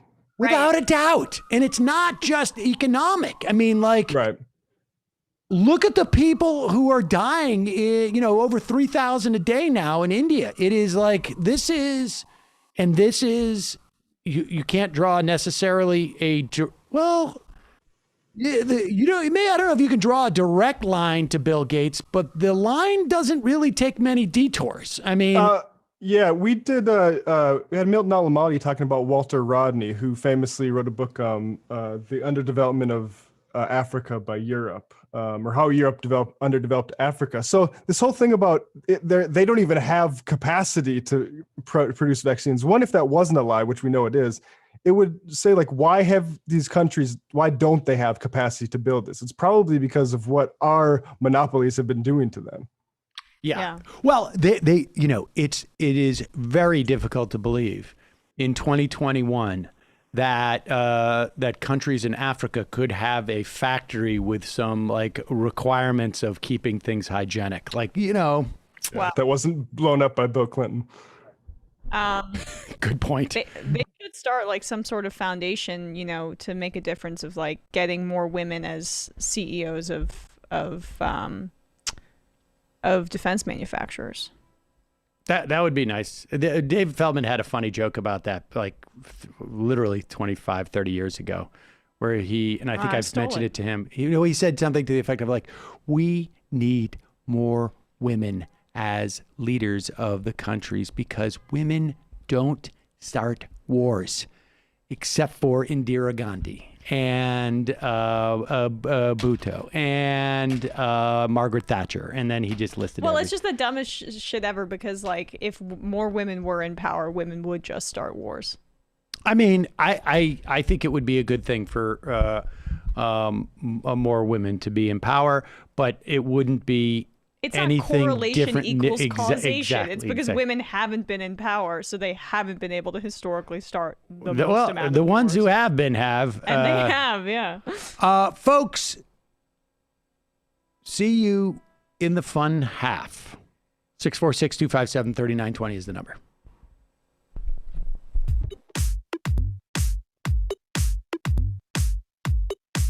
Left is best. Jamie and I may have a disagreement. Yeah, you can't just say whatever you want about people just because you're rich. I have an absolute right to mock them on YouTube. He's up there buggy whipping like he's the boss. I am not your employer. I'm tired of the negativity. I'm sorry. I didn't mean to upset you. You're nervous. You're a little bit upset. You're riled up. Yeah, maybe you should rethink your defense of that, you fucking idiots. We're just going to get rid of you. All right. But dude. You want to smoke this joint? Yes. Do you feel like you are a dinosaur? Some good shit. Exactly. I'm happy now. It's a win-win. It's a win-win-win. Oh, hell yeah. Now listen to me. 2, 3, 4, 5 times. 847-906-501-457. 2, 38, 56, 27. 1/2. 5 8s. 3.9 billion. Wow. He's the ultimate math nerd. Don't you see? Why don't you get a real job instead of spewing vitriol and hatred, you left-wing Limbaugh? Everybody's taking their dumb juice today. Come on, Sammy. Dance, dance, dance. Ooh.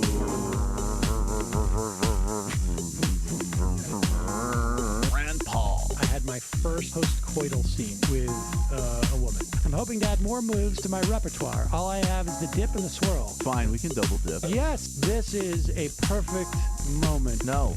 Wait, what? You make under $1 million a year. You're scum. You're nothing. Excuse me? Fuck you, you fucking liberal elite. I think you belong in jail. Thank you for saying that, Sam. You're a horrible, despicable person. All right, gonna take a quick break. I want to take a moment to talk to some of the libertarians out there. Take whatever vehicle you want to drive to the library. What you're talking about is jibber jabber. Classic. I'm feeling more chill already. Good. Donald Trump can kiss all of our asses. Hey, Sam. Hey, Andy. You guys ready to do some evil? Hitler was such an idiot. That guy might be a Nazi. Agree. No. Death to America. You. Yes. Wow. Wow, that's weird. No way! Unbelievable. This guy's got a really good hook. Throw our hands up. Ooh. Wow. But Sam, I gotta get off. No worries. Let's. I want to just flesh this out a little bit. I mean, look, it's a free speech issue. If you don't like me... Hey, shut up! Thank you for calling into the Majority Report. Sam will be with you shortly. Yo.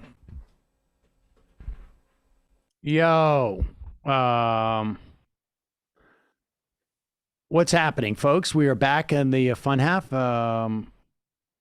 Emma's about to join us. Alinosa, IMs us. How do you handle constantly being in front of the camera? I mean, it doesn't occur to the viewers, but it must be difficult for you. That is one of the challenges of the way that we're doing the show now. Is Zoom. Like we, used to be, we could switch the cameras around and at will. And it's like, Matt says something, I'm going to cut to Matt. Emma says something, I'm going to cut to Emma. I wasn't doing the cutting, but I'm speaking as if I was the show. And Sam's saying something, or Sam's going to step out and use the facilities. I'm going to cut to Emma and Matt talking, but we can't do that at this point. But hopefully we'll get back in the studio, and that'll be easier. But thank you, Alinosa, for being sensitive to the travails of Zoom. Sometimes I think about how there's hours and hours and hours of footage of me on the internet. Makes me anxious. Well, at one point you get so much that that you wouldn't be you don't. That's usually only a thought I have if I'm I indulged a little too much in marijuana. It's a paranoia problem. I took that IM as a statement of performance, not so much as Zoom production. I think it was a general inquiry of advice. Sam's dog biscuit. I keep seeing conservatives say that massive inflation is happening right now because of the economic recovery government spending. They cite lumber prices, gas, and commodity prices as evidence for a looming hyperinflation. What's happening? The looming hyperinflation is BS. There is a reason why, and Kowalski gave us a clue as to what's going on with some of the commodities. It's just that we've had extended droughts for a long time. But the other thing is that we have diminished supply of all these things because production stopped during COVID for a lot of these things because you couldn't get workers to come in, not do it safely.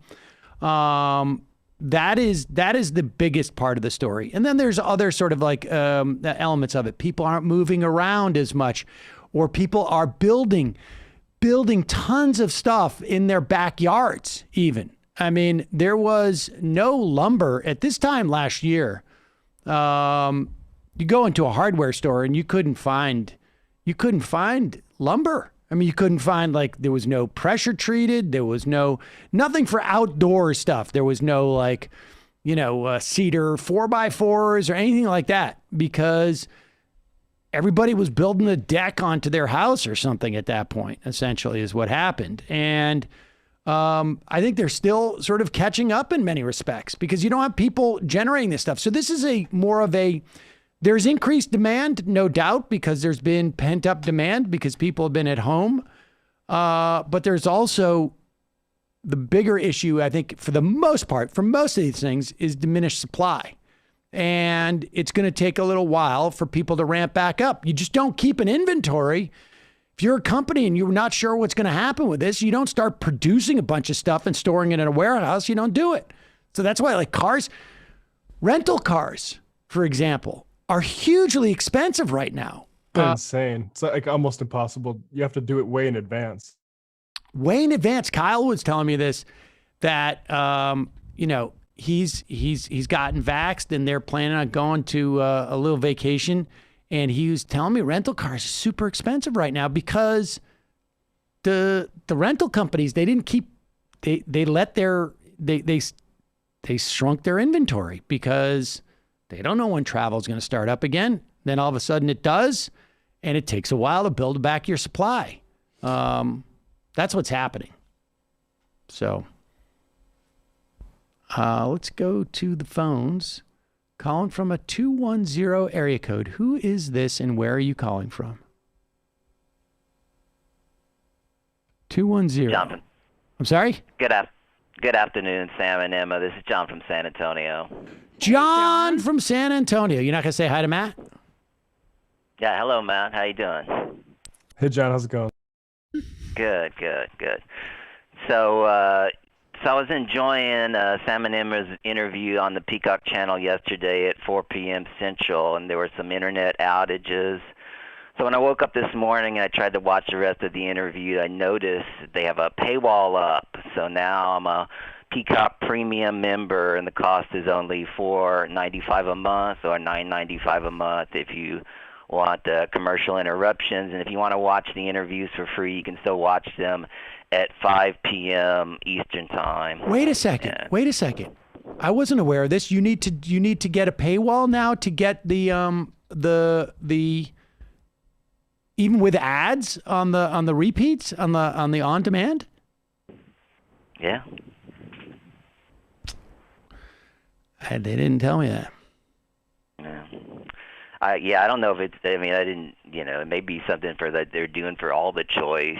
With Medi Show and Zerlina Maxwell. Still, you would think that they would say like, "Hey, heads up, we're fundamentally changing the way that we deliver this stuff." Yeah, well, like I said, you can still watch it live at that time, right? I mean, and then there's a late night viewing also, right? Okay, if you say so. Okay. But okay. Okay. So so while many prominent journalists got the main issue of the Texas 6th District special election wrong, they said the main topic was that the DCCC should have cleared the field to assume that a Democrat would make it to the runoffs. The most daunting fact was that Democrats only won 37.1% of the vote, while the Republicans won 62.1% of the vote, which is a 25% difference. And compared to that to the only 3% lead that Trump won in the district last year, and the recently deceased Republican Ron Wright won by 8.8% last year and 8.7% in 2018. So the surge towards Republicans is similar to the move towards Democrats in 2017 and 18 is much more concerning to me than most observers are articulating. While the Republican turnout was not outstanding, the Democratic turnout was abysmal. Only 29,174 people voted for Democrats, and I'm wondering if this is a foreshadowing of the brunch crowd taking over Democratic politics, and I'm hoping that the apathy during the midterms in 2010 and 2014 won't continue in the next year's midterms. The psychology of the American voter is to go against the president that was elected 2 years earlier is a strange phenomenon. And in presidential years, the state of the economy plays a major factor in their reelection push. Yet in the midterms, historically, the state of the economy has not been as important of a factor. And this makes me think of a conversation I had with Sam during the primaries of 2020 when he was talking about how issues don't drive how most people vote. I disagreed with him, and I think I brought up a poli-sci study that emphasized how the ever-increasing amount of college graduates and the emergence of the internet, which increases people's access to political information. So in the end, we both agreed that a certain percentage of the voters will vote on the issues and some won't. But I think my percentage being a little bit higher than yours. And so for all the false talk of Biden being whoa. It sounds like to me that I don't know why you think that your percentage was higher than mine, John. If I said that in a midterm election, people are responding not so much to issues, but really just sort of, their, how sort of like assaulted they feel, let's say. How do you reconcile that with what we just saw in that Texas district? Well, that's what I was as I was continuing to oh, sorry. speak, all right, go ahead. I was going to say that. Okay. But seeing the low turnout, the low Democratic turnout in the 6th District, I'm moving towards that policy that doesn't matter, if your base doesn't turn out. So the larger question is, does this policy matter in midterm years? And so, anyway. So, but I think, John, what you're trying to say is that this might be because you don't hesitate when I get something wrong. I mean, but you seem to be a little bit slow on saying like you may have been right, Sam. Well, I'm not saying I don't know. I'm saying historically, there's no doubt that the economy doesn't play as much of a factor as in presidential years. There's no doubt about that. It just feels like you're coming around to what my perspective was, and you're not acknowledging that. No, I'm acknowledging it. I wouldn't have said it. But I mean, I'm not sure. I mean, you're talking about one election, and so everybody's just saying, "Oh, it's one election." Let's not draw too many conclusions here. But I mean, it is one election. But I mean, right. it was just absolutely horrible to just turn out 29,000 people during the election. The 339,000 people turned out for that midterm, in November. And you look at all those in 2017, you look at the Ossoff race, and I mean the numbers were just what is so much higher. But what is it relative to other special elections in Texas? Well, in Texas, you can't go by Texas. You can go by, there was one special election during the Trump years, and it was in South Texas in a highly Republican district. What you can draw conclusions to were the other movement, everything. Starting with the Pompeo race when he resigned, that Ron Estes won. Here's the fundamental dynamic, John, in my estimation. And this is just broadly true. The conservative movement, broadly speaking, always feels like they're under assault. And to some degree or other, there's ebbs and flows, but the baseline of feeling like they're under assault is just a higher baseline than it is for non-conservatives, right? Because every time,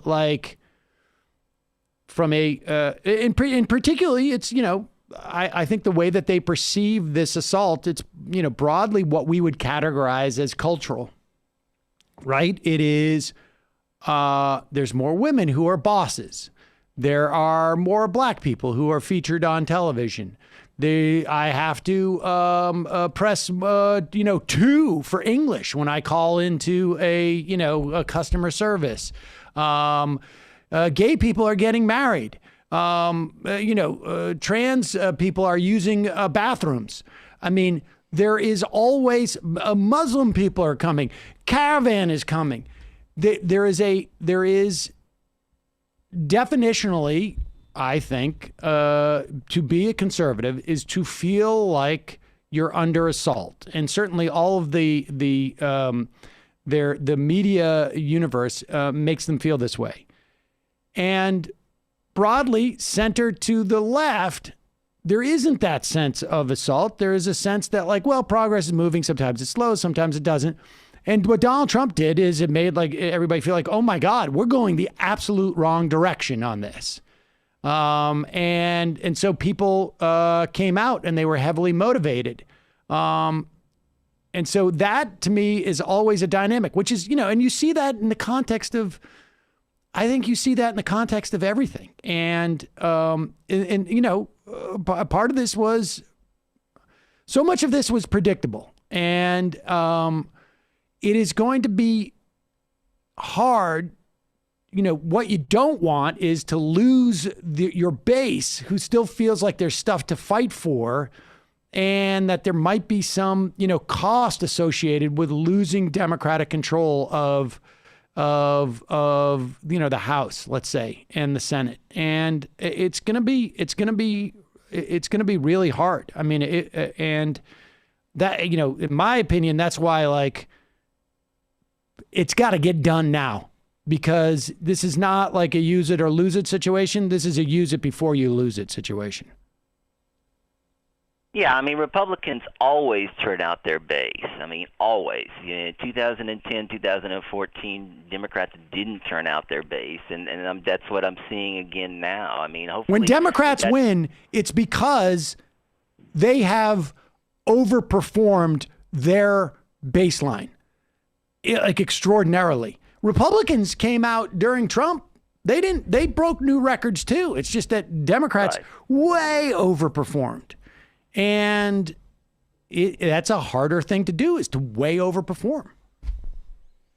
Yeah, I mean, yeah, definitely. But it's not just overperforming. It's just turning out your base. I mean, the Democrats have a strong base, and I mean, you know, it's obviously, you know, a multi.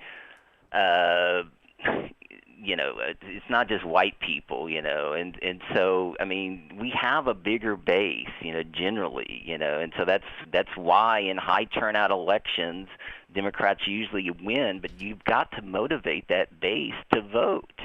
Well, and like, you know, you look at cable TV ratings, you look at like even on, you know, lefty YouTube, I mean, people aren't as interested. Without a doubt. You know, once Trump left, and it's like, you know, this is important. Things don't end. I mean, and we got to deal with all of the, you know, all this, you know, creeping fascism that's coming out. I mean, it's just so outrageous. I mean, when you know, like when Aaron was talking about, that was a good segment with you had with him. I would say that, you know, like the law in Georgia is actually, you know, where they can overturn, you know, local officials and also the Secretary of State. That's the most dangerous law, and if states continue to do that, I mean, they are going to an extremely dangerous thing that could really result in. I mean, there could be a lot of violence involved when you have an election which isn't just say it's stolen through a bunch of BS like Trump says, but I mean actually it's taken over by the state legislatures. I mean you're talking about a whole different kettle of fish there. Yep, and John, it's scary. Got to jump. Appreciate the call. Okay, thank you. All right, bye-bye. You talk about motivating the base. What the center left, what the Democrats had for a long time was unions, which was an automatic driver of a lot of people. But we have been deunionized. And the problem that Democrats have is that Joe Manchin, Mark Kelly, Kristen Sinema, and occasionally mention Mark Warner, but he has always been a big problem. What helps Democrats broadly does not necessarily help them. There's not we've seen this in the context of right-wing media, right? Like Tucker Carlson says something and Dave Rubin is saying some version of it and Glenn Beck is saying some version of it and, Ben Shapiro is saying some version of it. Like they're all on whatever it is that day. And they're just on it. And I don't know if they get there all the same talking points or they just mimic other people. Like there is a unified voice. An election in any given Republican congressional district is so much closer to the national narrative of the Republican Party than it is in the context of the Democratic Party. And that is their advantage because everybody's on the same page.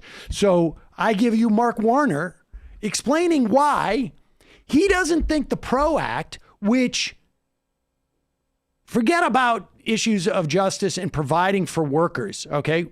For the sake of this argument, I think obviously this is the most important part about it. Well, but and just trying to appeal to what they are interested in. Appealing to what we would perceive as his self-interest, right? Which is to be a part of the majority party.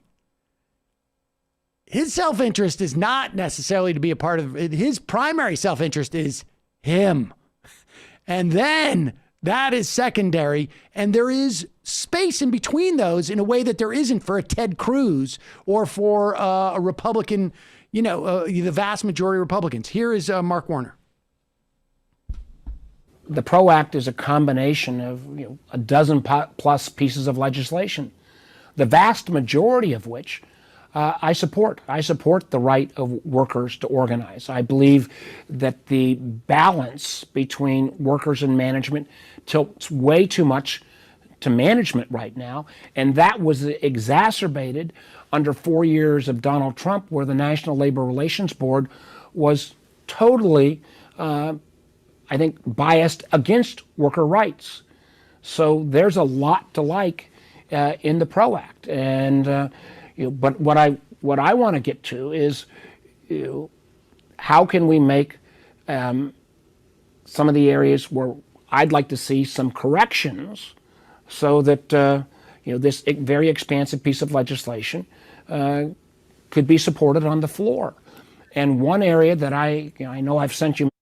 Pause it just for 1 second because he says some corrections there. I just want to make this point because Ryan pointed this out. Ryan Grimm on Twitter pointed out how Mark Warner's pet project has been these portable benefits for a while, which essentially allows for independent contractors, gig workers, to have some sort of grant provided by the federal government as a pilot program so they can have some retirement benefits as they're working as gig workers, because he's not interested in forcing the companies to provide those or allowing independent contractors to unionize and demand it. He wants to be the gatekeeper and create these portable benefits. By the way, Medicare for All would be the ultimate portable benefit, meaning you could go from job to job to job to still have it. He's not interested in that either, but he's been since like 2016, 2017 talking about these portable benefits. So there is some wiggle room for him if he wants to have it, but he's not going to. Make no mistake, based on his obsession with this, his little pet project, this portable benefit thing, he is not going to support the ability for independent contractors to unionize. I mean, that's what he's signaling there, in my view. And let's also be clear in the construction in which he's like presenting all this. I agree with the vast majority of which I support. Well, then, you know what, dude? Suck it up.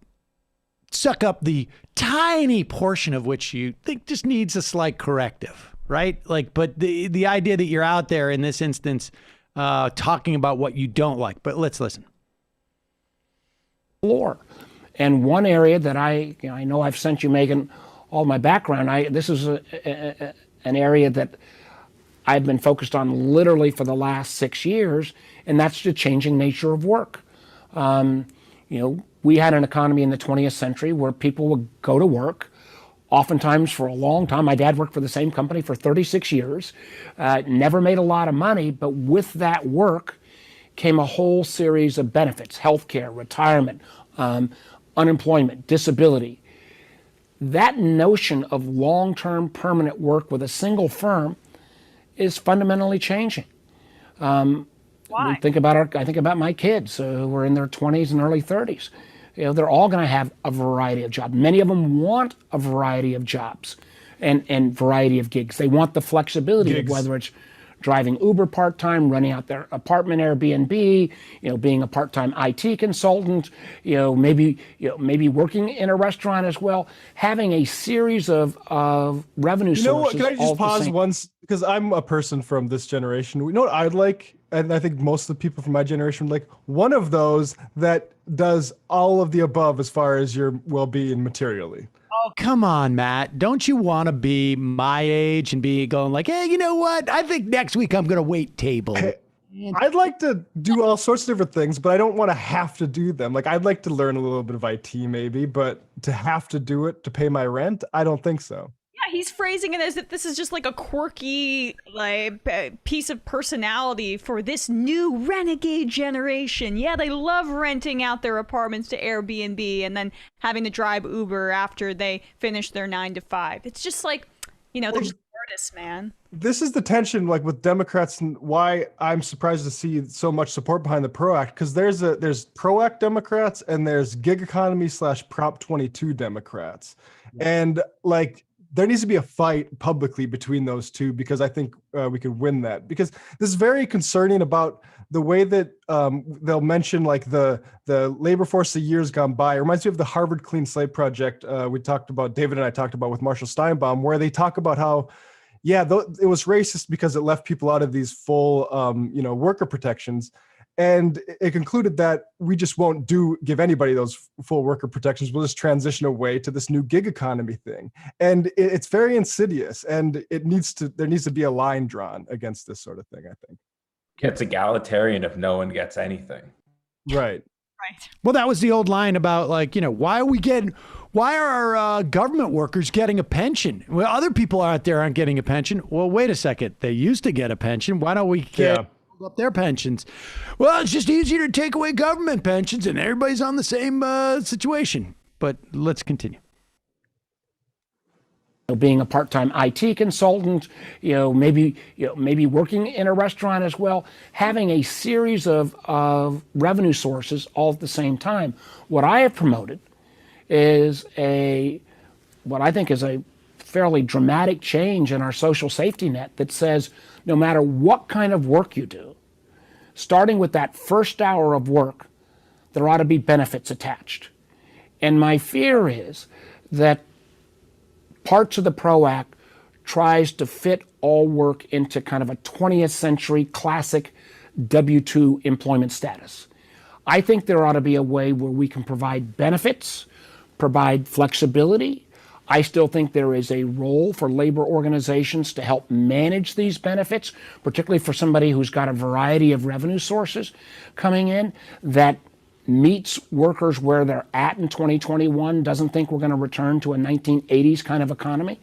And the interesting thing, even within the labor movement, there are organizations.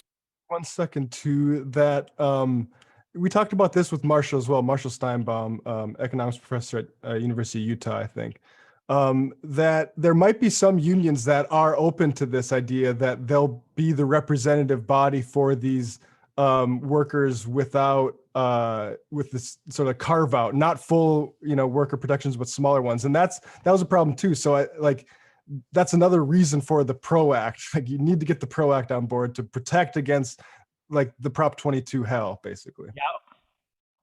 Prop 22, just a reminder, was passed in California to essentially create a third cohort of workers, and that is folks who are not wage earners, which means that you do not get the same, with the W-2, you don't get the same labor protections. You don't get automatic, building of your Social Security and Medicare funds, but that you can function as those people, but also not get those benefits. That's the new cohort between the 1099 contractors and the actual people who are considered workers and get all sorts of protections. I mean, this is, it's bad. And just fun fact though, quickly, because Matt was talking about the chasm, or not the chasm, but just I guess the split between pro-act Democrats and then also the Democrats who are the Prop 22 Democrats.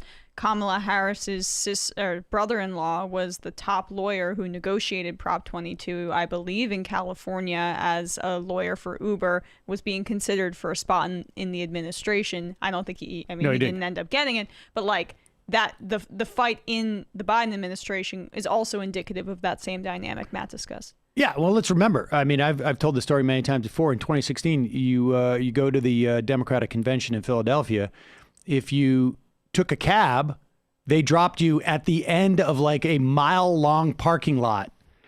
If you took an Uber, you got dropped off at the door. I mean, it was... we should try to find if there's documentary video of that, because I remember that at the time just being the most... what are you doing, dumb?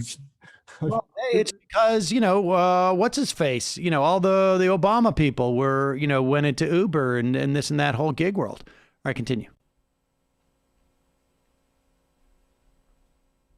Like the Freelancers Union, like the National Domestic Workers Alliance that I've been working with very closely, that believe that this portable benefit approach ought to be part of the new social contract. And I look forward to working with them and members of traditional organized labor to get to a spot that will allow me to support all the other good things that are in the PRO Act, but also has a forward-leaning view in terms of what work looks like in the 21st century. I do not think we're going to go back to the world where everyone works, in a classic 40-hour-a-week, full-time job, long-term employment. I just think the nature of the world, the nature of technology, the nature of globalization has changed things, and we need to have a social contract and a set of benefits that meets workers where they are today. Democrats like him don't speak with any agency. The nature of globalization has changed things. Yeah, it's all on rails. Yeah, it's all independent of your actions in this area. Like, this is the direct result of his kind of politics, and he's acting like it happened organically. It is actually, it's even more than that, because he's saying we've got to meet the workers where they are, as if this decision by the workers is like, man, I love the fact that I need so much that I now have look, if I'm 18 or I'm 22, it's like, okay, I love the flexibility. If I just need enough cash, back when I was 22, I was living in a place where the bathroom was down the hall, and I was just like, the best thing about my job is I get free Chinese food, 3 meals a day, 6 days a week, and I don't make that much cash, but I don't need it. Well, at one point you get a little bit older, you say I think I'd like a bathroom in the apartment that I'm in, or something like that. And this flexibility, as if it's like, we're meeting workers where they are. No, it's first what we do is we shove workers to where they got to go. And then we got to say, well, we got to meet them where they are because they have been so dispossessed. There's a better way to speak to like the neoliberal just destruction of the workplace, to where we look at the office and get nostalgic. And it's that we should be expanding these programs, like Emma said, Medicare for all, give people dental, give people all these benefits that aren't tied to labor, aren't tied to them actually selling their work to capitalists. Like, just give it to them. And then, they'll be super free. They'll be able to do gigs like crazy. I'll be doing all sorts of gigs if you cover my healthcare and my rent isn't like insanely priced. I'll be gigging all over the place. How is this not the exact same talking points made in the 80s for like the 401k and W-2 employment in the age of unions? It's this same playbook, but just a lower standard over time. And it's exactly the same playbook. And then I also like how he frames it like, look, the vast majority of which I support. However, the fact is, he's saying this stuff is what is determinant of my support. Yeah. Not the vast majority of which I support, this stuff. So it's like, I got, a bucket full of stuff over here and a tiny cup over here, except for that bucket's full of feathers and this cup is full of lead. And this is the one that I'm going to... Manchin is supportive of the PRO Act now, right? He is the biggest obstacle, as is Sinema. Maybe you can throw his he is not going to support this bill if it allows for independent contractors to unionize, and that is demonic. It's just demonic. But that's the reality of what Mark Warner's. He will hold water for the industries that finance him, and that's going to be that. I also love the fact that he's bringing his children into it as the richest senator, saying that they might drive Ubers. Oh my God, give me a break. Well, the thing is that they can really follow their dreams. I've talked to people who are like, I'd love to drive. I just love to drive. And the idea that I can get paid for it is great. And you know what? And the fact that I'm never going to have to worry about it having to pay for my house or my health care or my kids' college education or any of that is great. I can just drive all the time because Dad's a millionaire. And so I am too now. And so I will bet every dollar in my bank account. Every dollar in my bank account, I will bet this pinky that I chopped last night. I will bet that none of Mark Warner's kids do anything drive 1 hour of their life for Uber or Lyft or any rideshare service. This gig economy thing reminds me of something I read about the farm community in the 80s. There was problems going on with profitability, so there was these sort of like mail order things where they would send you an engine to work on in the winter months when you had less to do. And it was, you have this empty garage, you can use it in the winter months, go make some money. And it turned into just a crunch where you have these farmers that are stuck between trying to fix these engines and all the other things that actually need to be done on a farm all the time. It turns out there was an overestimation on how much spare time they had. And they were just squeezed and just doing, being exploited for their labor. We've been saying the name Mark Warner around here, and he's going to be a problem with this. We'll see. The next 100 days are going to be telling. And it is, the dilemma is this, is like Mark Warner, the fundamental dilemma that we have is just that the leverage is just different. The leverage is different. Because if you are Joe Manchin or you're Mark Warner, Mark Warner does not have to go home and account for the fact that the PRO Act doesn't pass. Virginia is just still not that state, or at least he doesn't believe he's going to. If the PRO Act doesn't pass, he's not going to have to account for it.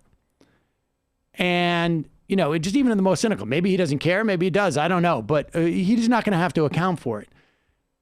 It is much easier to stop legislation than it is to push legislation.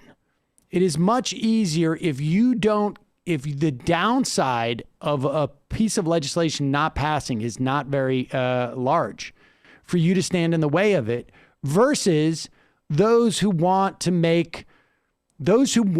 aspects of this legislation to pass. Am I making sense here?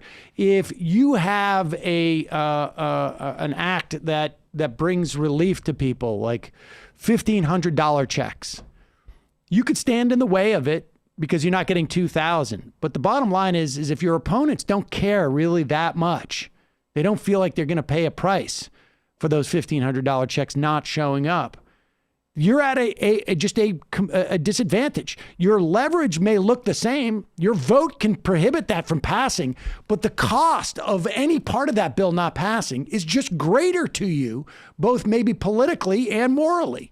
And that's the difference. You know, like the hostage taker probably doesn't care if he shoots hostages if it gets him out the door and onto the helicopter. But you, who is trying to keep the hostages alive, maybe it's just worth it to give him the helicopter. I mean, you just don't know, right? Well, this was why people criticized Pelosi for the second chance at relief back when Trump was still in office. Yeah, I exactly. Because like, you don't know if it's not going to come. And that's why I found it very problematic, because I think that she was, and we said this at the time, she was afraid that Trump would get the credit for it. Yes. And that it would sink what ended up not materializing congressional win, or a big congressional win. Do we have that CIA video? Do you still want to do that? Let's do the Beck thing. Although this is sort of fun. I love the fact that they're eating Liz Cheney. Oh yeah. Because, I mean, obviously they're not literally physically killing her and eating her. They're not cannibals. But, well, talk to Marjorie Taylor Greene. Well, maybe. That might be part of her, anti-Liz Cheney thing, why she's doing this tour with Matt Gaetz, right? She's got inside info from Q that Cheney's in on the baby eating. Well, okay. If we're going to go down that road, this is the metaphor that I'm looking for. Like, if they're cannibals, I say let them eat Liz Cheney, but also let them choke on some of the bones. That's what I would like to see. So here is Liz Cheney getting devoured by Kevin McCarthy. And I'll tell you from a well, let's play this clip. This is Fox and Friends. Republican Party in the House, you are the #1 Republican in leadership. Steve Scalise is #2. Liz Cheney is #3. There are a number of reports out right now, Leader McCarthy, that some of your allies are saying we're unhappy with her in leadership because she voted to impeach President Trump, and now they're vowing a vote to get rid of her. What can you tell us about that? No, there's no concern about how she voted on impeachment. That decision has been made. I have heard from members concerned about her ability to carry out the job as conference chair, to carry out the message. We all need to be working as one if we're able to win the majority. Remember, majorities are not given, they are earned. And that's about the message about going forward. Combating Joe Biden, what he's done to this border by making it unsecure, and what's coming across. Just what he's doing here about small businesses, not opening schools, not getting us back to work, back to health, back to normal. That's the message we should be talking about. I haven't heard members concerned about her vote on impeachment. It's more concerned about the job. Why are you afraid to say that? And what's our best step forward that we can all work together instead of attacking one another. Who's doing the attacking? Liz Cheney, like the one she's like, I'm happy to stay in leadership. It's so funny they don't want to admit it's because of the Trump thing. Yeah, it's weird. It is weird. And they're like, we've got to lie about something. Well, the interesting thing too is that, like, they just must feel like we're just going to win because of Biden, because 3/4 of what he just said, not opening schools, not going back to normal, all that, like in a year, I mean, I'm fairly confident that we're going to be pretty close to normal and people are going to be back in schools unless there is something that becomes like undeniable about the in a year.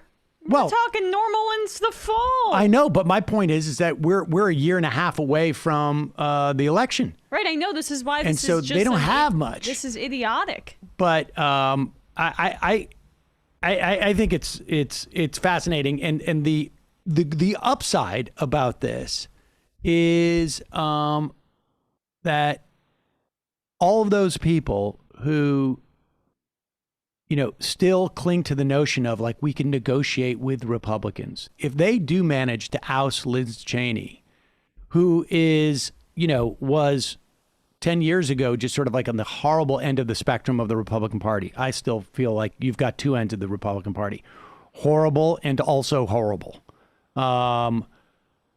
It might help that narrative of like, who are you negotiating with? There's no one there to negotiate with.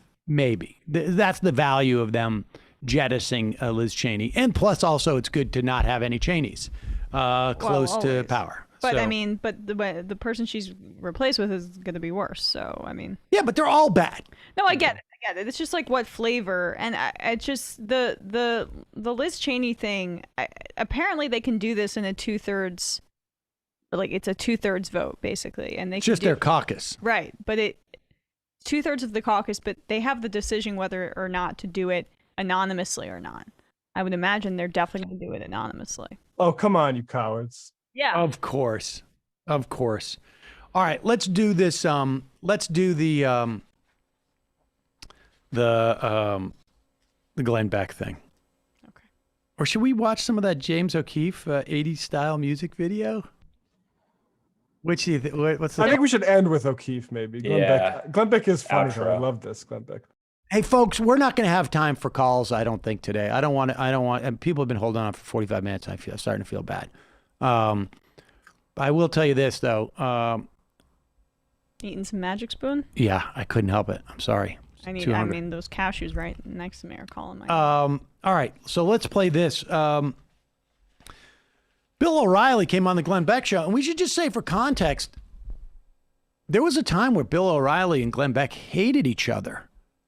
Back on the Fox News days, I think Bill O'Reilly was jealous that Beck came in and just stole his thunder and showed Bill O'Reilly that, like, you've been flirting with being, you know, a racist nut job for your whole career, or flirting, or, you know, just like being a little bit, you're showing a little bit of like of skin, as it were. Well, I'm going topless on this network and watch me destroy you. And that's what happened. But now, well, we've come full circle. Bill O'Reilly, of course, after multiple accusations and payouts about his sexual harassment, is on the phone joining Glenn Beck, who has now been jettisoned to a compound in Texas where he's just waiting for the end of days. And here these two guys are just getting together and just, you know, shooting the shit about whether, you know, whose narrative about Joe Biden is more right. This is Glenn Beck's blue period. Yeah, this is blue. I really think this was the cornerstone speech to be able to come back maybe a year from now and say, we tried it, but they won't move. I begged them, but they wouldn't move. Right, they won't do it. Well, that's the transformative philosophy that Barack Obama has. That's Yes. what that is. But Joe Yes. Biden doesn't know what he's saying. You don't think he really understands what he's saying, do you? I do, to some extent. I I don't think don't. he's creating any of it. He doesn't know But the bigger picture of what his acolytes are telling him. He doesn't understand that by printing $6 trillion, the U.S. Treasury Department will impose tremendous inflation on this country. Joe Biden doesn't know that. He doesn't know macroeconomics. So if you have money in the bank... Bill, I'm a high school graduate, and I know that. Right. Okay, But I'm a he high doesn't school know graduate. it. He doesn't know it in his diminished capacity. All right? He doesn't understand what he's saying as far as the repercussions of it or the unintended consequences of it. It's obvious. Because if I'm or you are interviewing Joe Biden, are they just Beck or O'Reilly, and he's there, it's one-on-one, it would be a catastrophe for Mr. Biden, would it not? A catastrophe. Because you could say... Answer me that, Glenn. Look, what you're proposing is socialism. You like Mr. Joe President. Biden. That's what you're proposing. Let me just give you a sense of what's going on here, because... And thank you for pausing it there, because again, as Brendan pointed out, why are they repeatedly showing a shot without Glenn in it? Well, that's not Glenn's studio. I think Glenn's studio is through the glass on the left. They're just showing a... It is his studio, though. It has his name in the corner. Studio. Yeah, I think that's where the producers hang out or something. I don't know why they choose to go there, but they like to cut. They just love cuts like that, so Glenn can pick his nose or something. But we have two, like Glenn Beck has his narrative, right, which is more conspiratorial.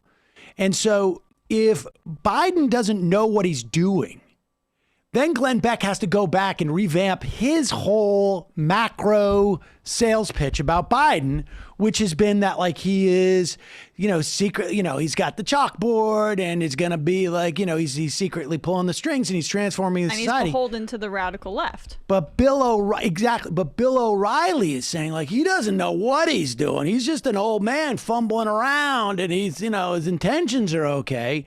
And Beck is trying to figure out, like, wait a second, no, dude, you're coming on and you're quashing, you're at loggerheads with my thing that I'm creating, and how do I try and proper broadcasters would be like, there's a thesis and antithesis. We've got to try to meet these together, at least for the purposes of this segment. And O'Reilly gives him none of that. Let's go on. This is great because O'Reilly's half in the.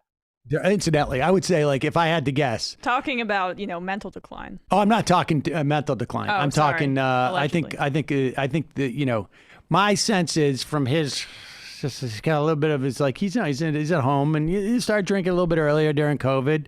I don't know. This probably. You don't think Texas is an hour behind New York? Yeah, Glenn, you're not saying Joe Biden's smart, are you?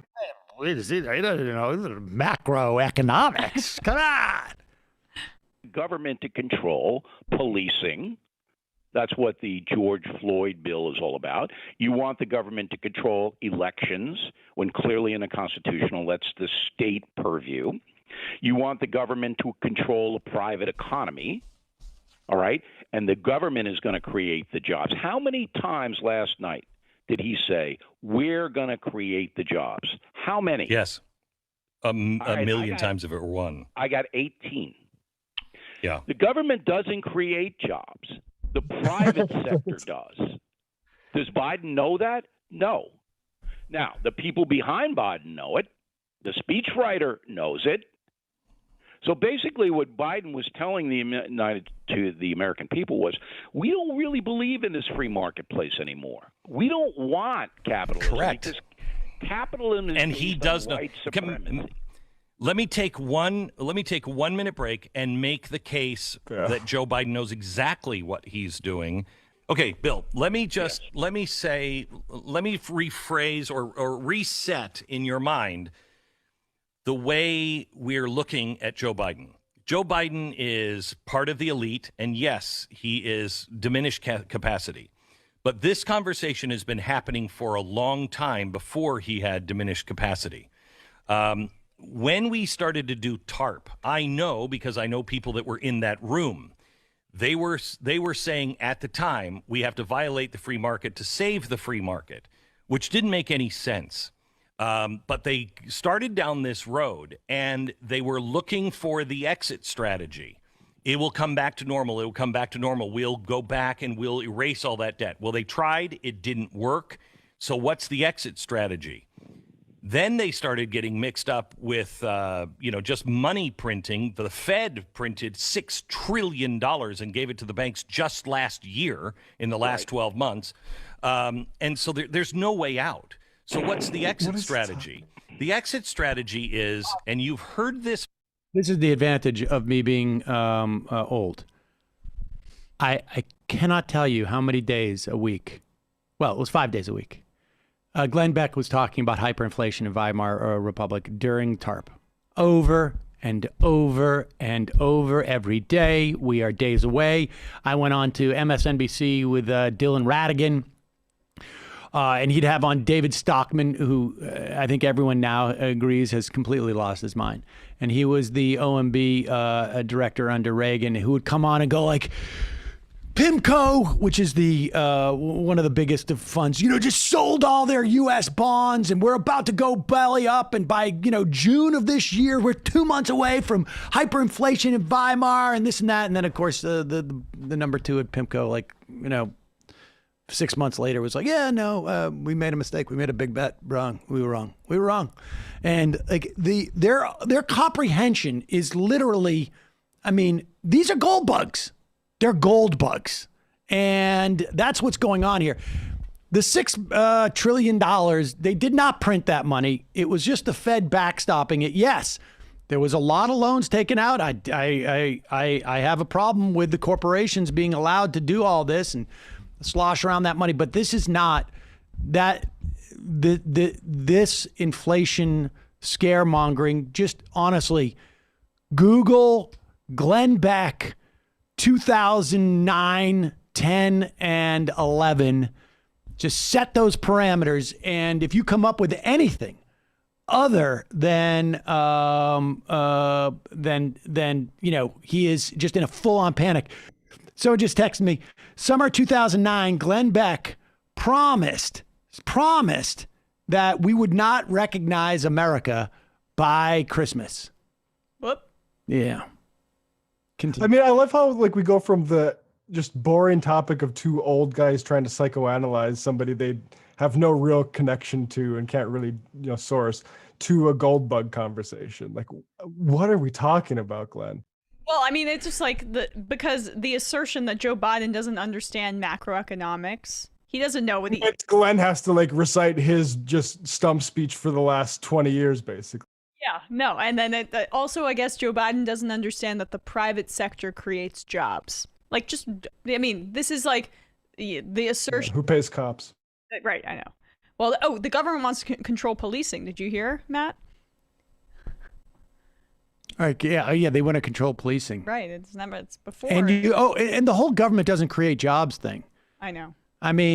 Talk about, how many stupid books has Bill O'Reilly written about history? I was going to say, this new one sounds pretty good. Killing the mob.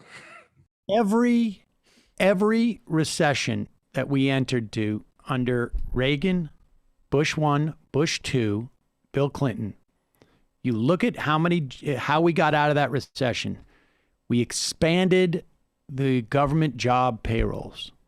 The only time we did not do that was during Barack Obama's presidency, and that's why it took so long. These are real jobs, folks. A job is when you get paid to do something, and the government creates jobs. Of course it does.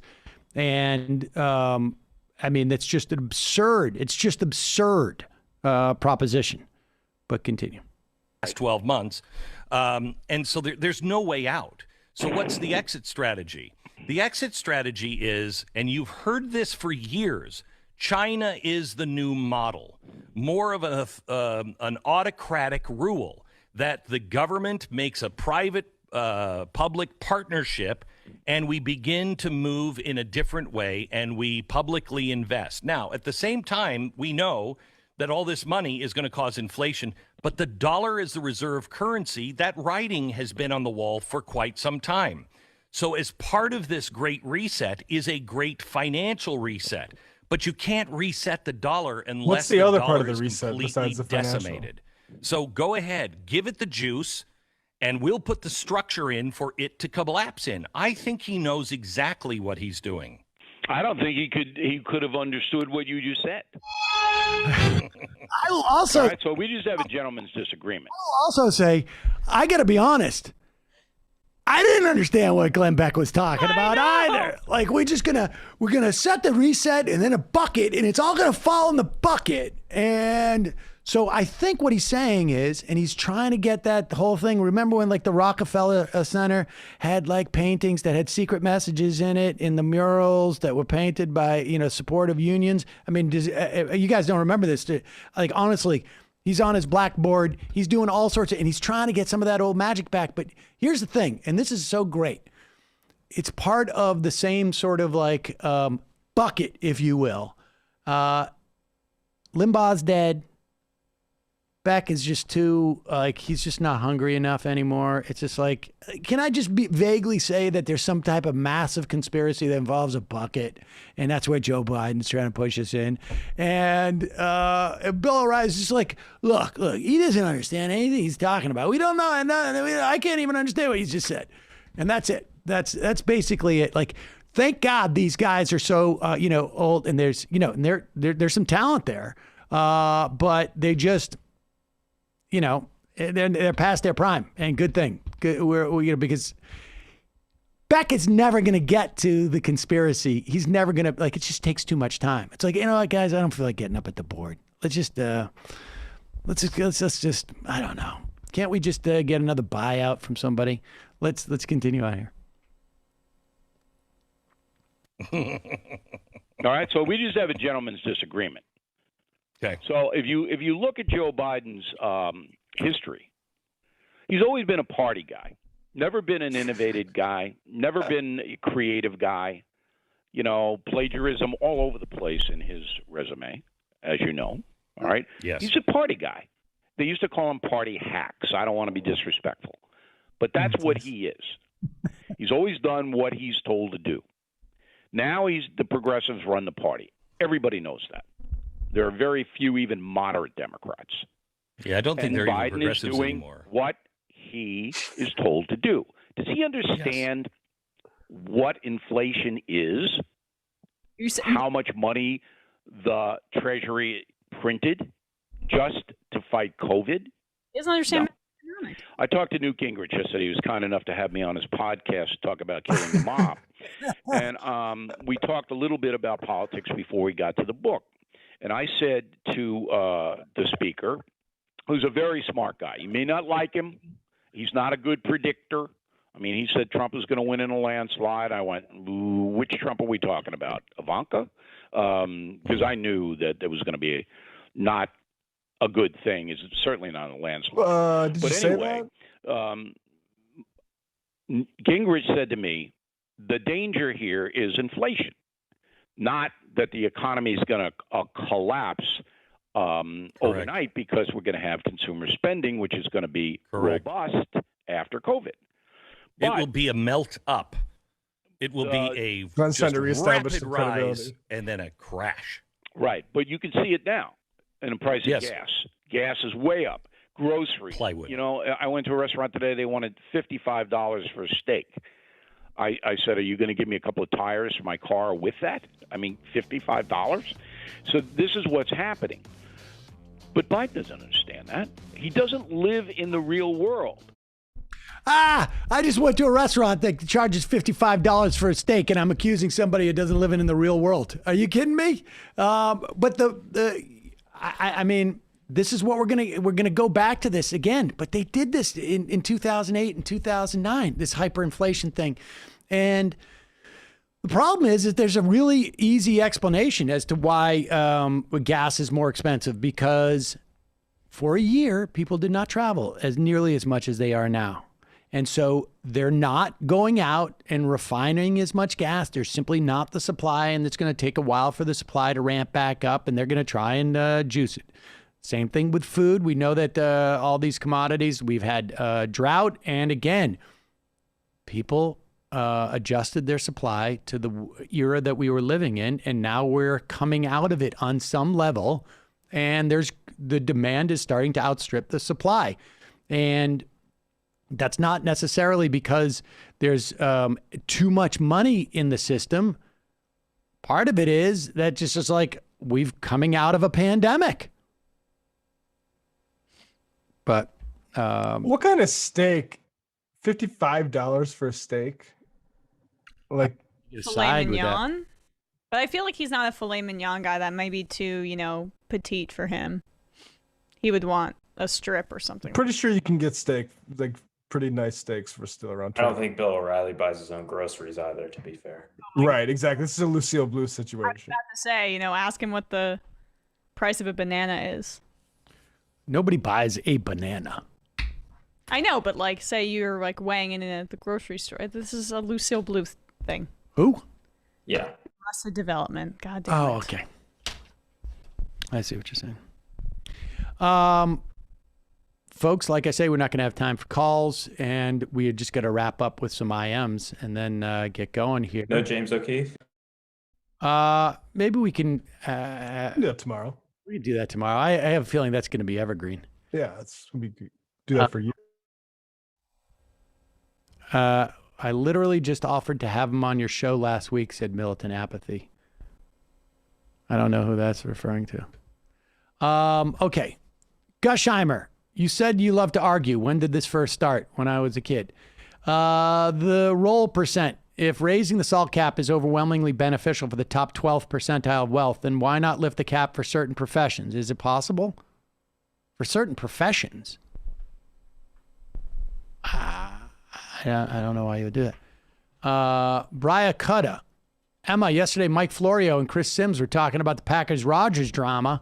They said they were saying that the issue would be better if the Packers had an actual owner. It seems to me like a really odd commentary. I was wondering if you heard any of this or any predictions of the MVP's future. Thanks, everyone. Keep up the great work. Well, I watch that show a lot. The commentary, I do remember the segment.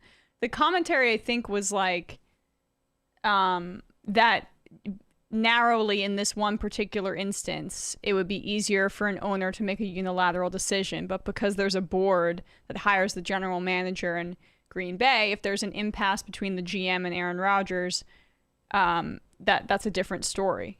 And the owner would probably make a financial decision to be yeah, Aaron Rodgers more important than Brian Gutekunst. But yeah, to me, I think Aaron Rodgers has every single right to be upset. I'm not I don't necessarily buy the reports that he's it's me or the GM, but that team has mismanaged him for many, many years. He should have a lot more Super Bowls, being the most talented quarterback to ever play. So, Hubbed up. He's objectively the most talented to ever play. Now Mahomes, maybe.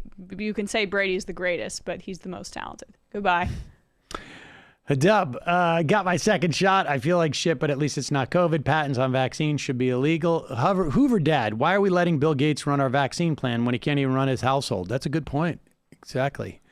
Chicago Carrier, how dare Biden break with Lord Gates on vaccine IP? Denver Dave, Emma's Bill Gates God-splaining moment made me howl out loud while walking my dogs. Woof. Mex Marine, Sam, this you? Let's see. Secret Jewish space laser. No, that is not me. Sorry. Ty from Tennessee. Hey, Sam and crew, can I get a shofar for my 21st birthday? You can.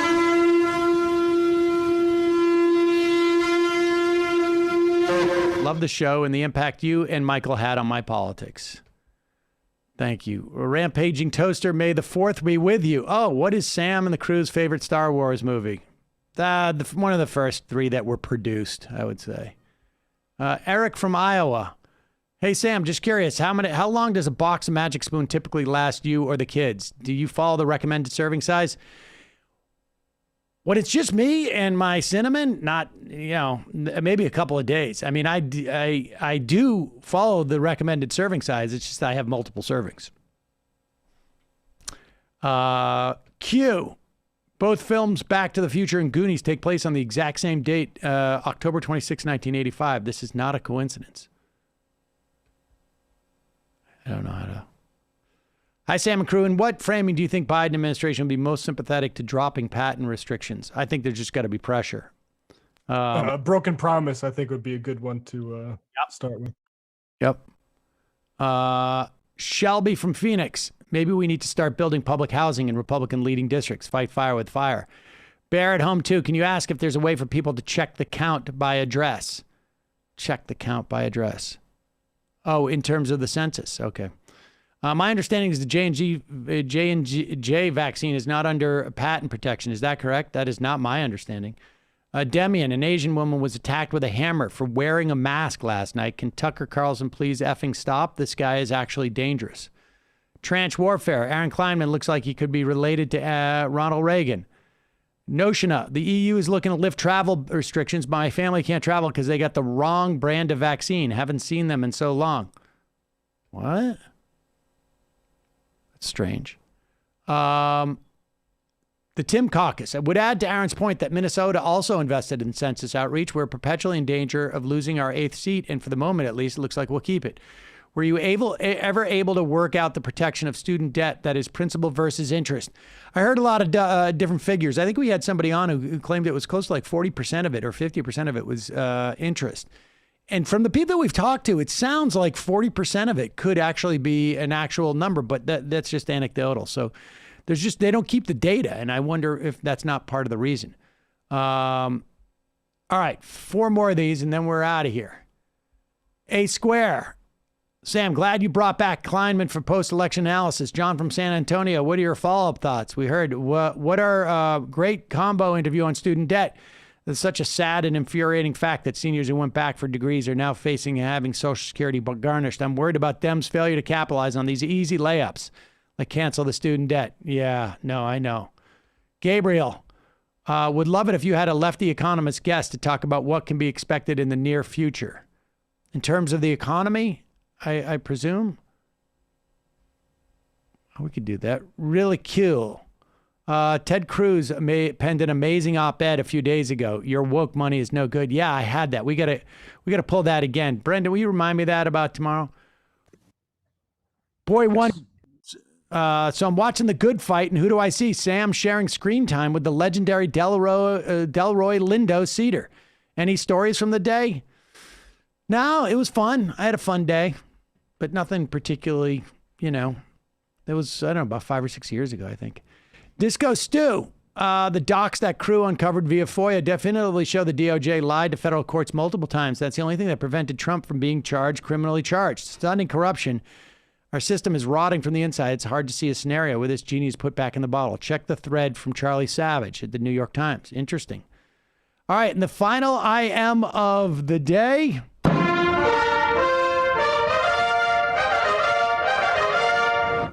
New year, new rear. The government doesn't create jobs except for the entire military, government agencies, etc.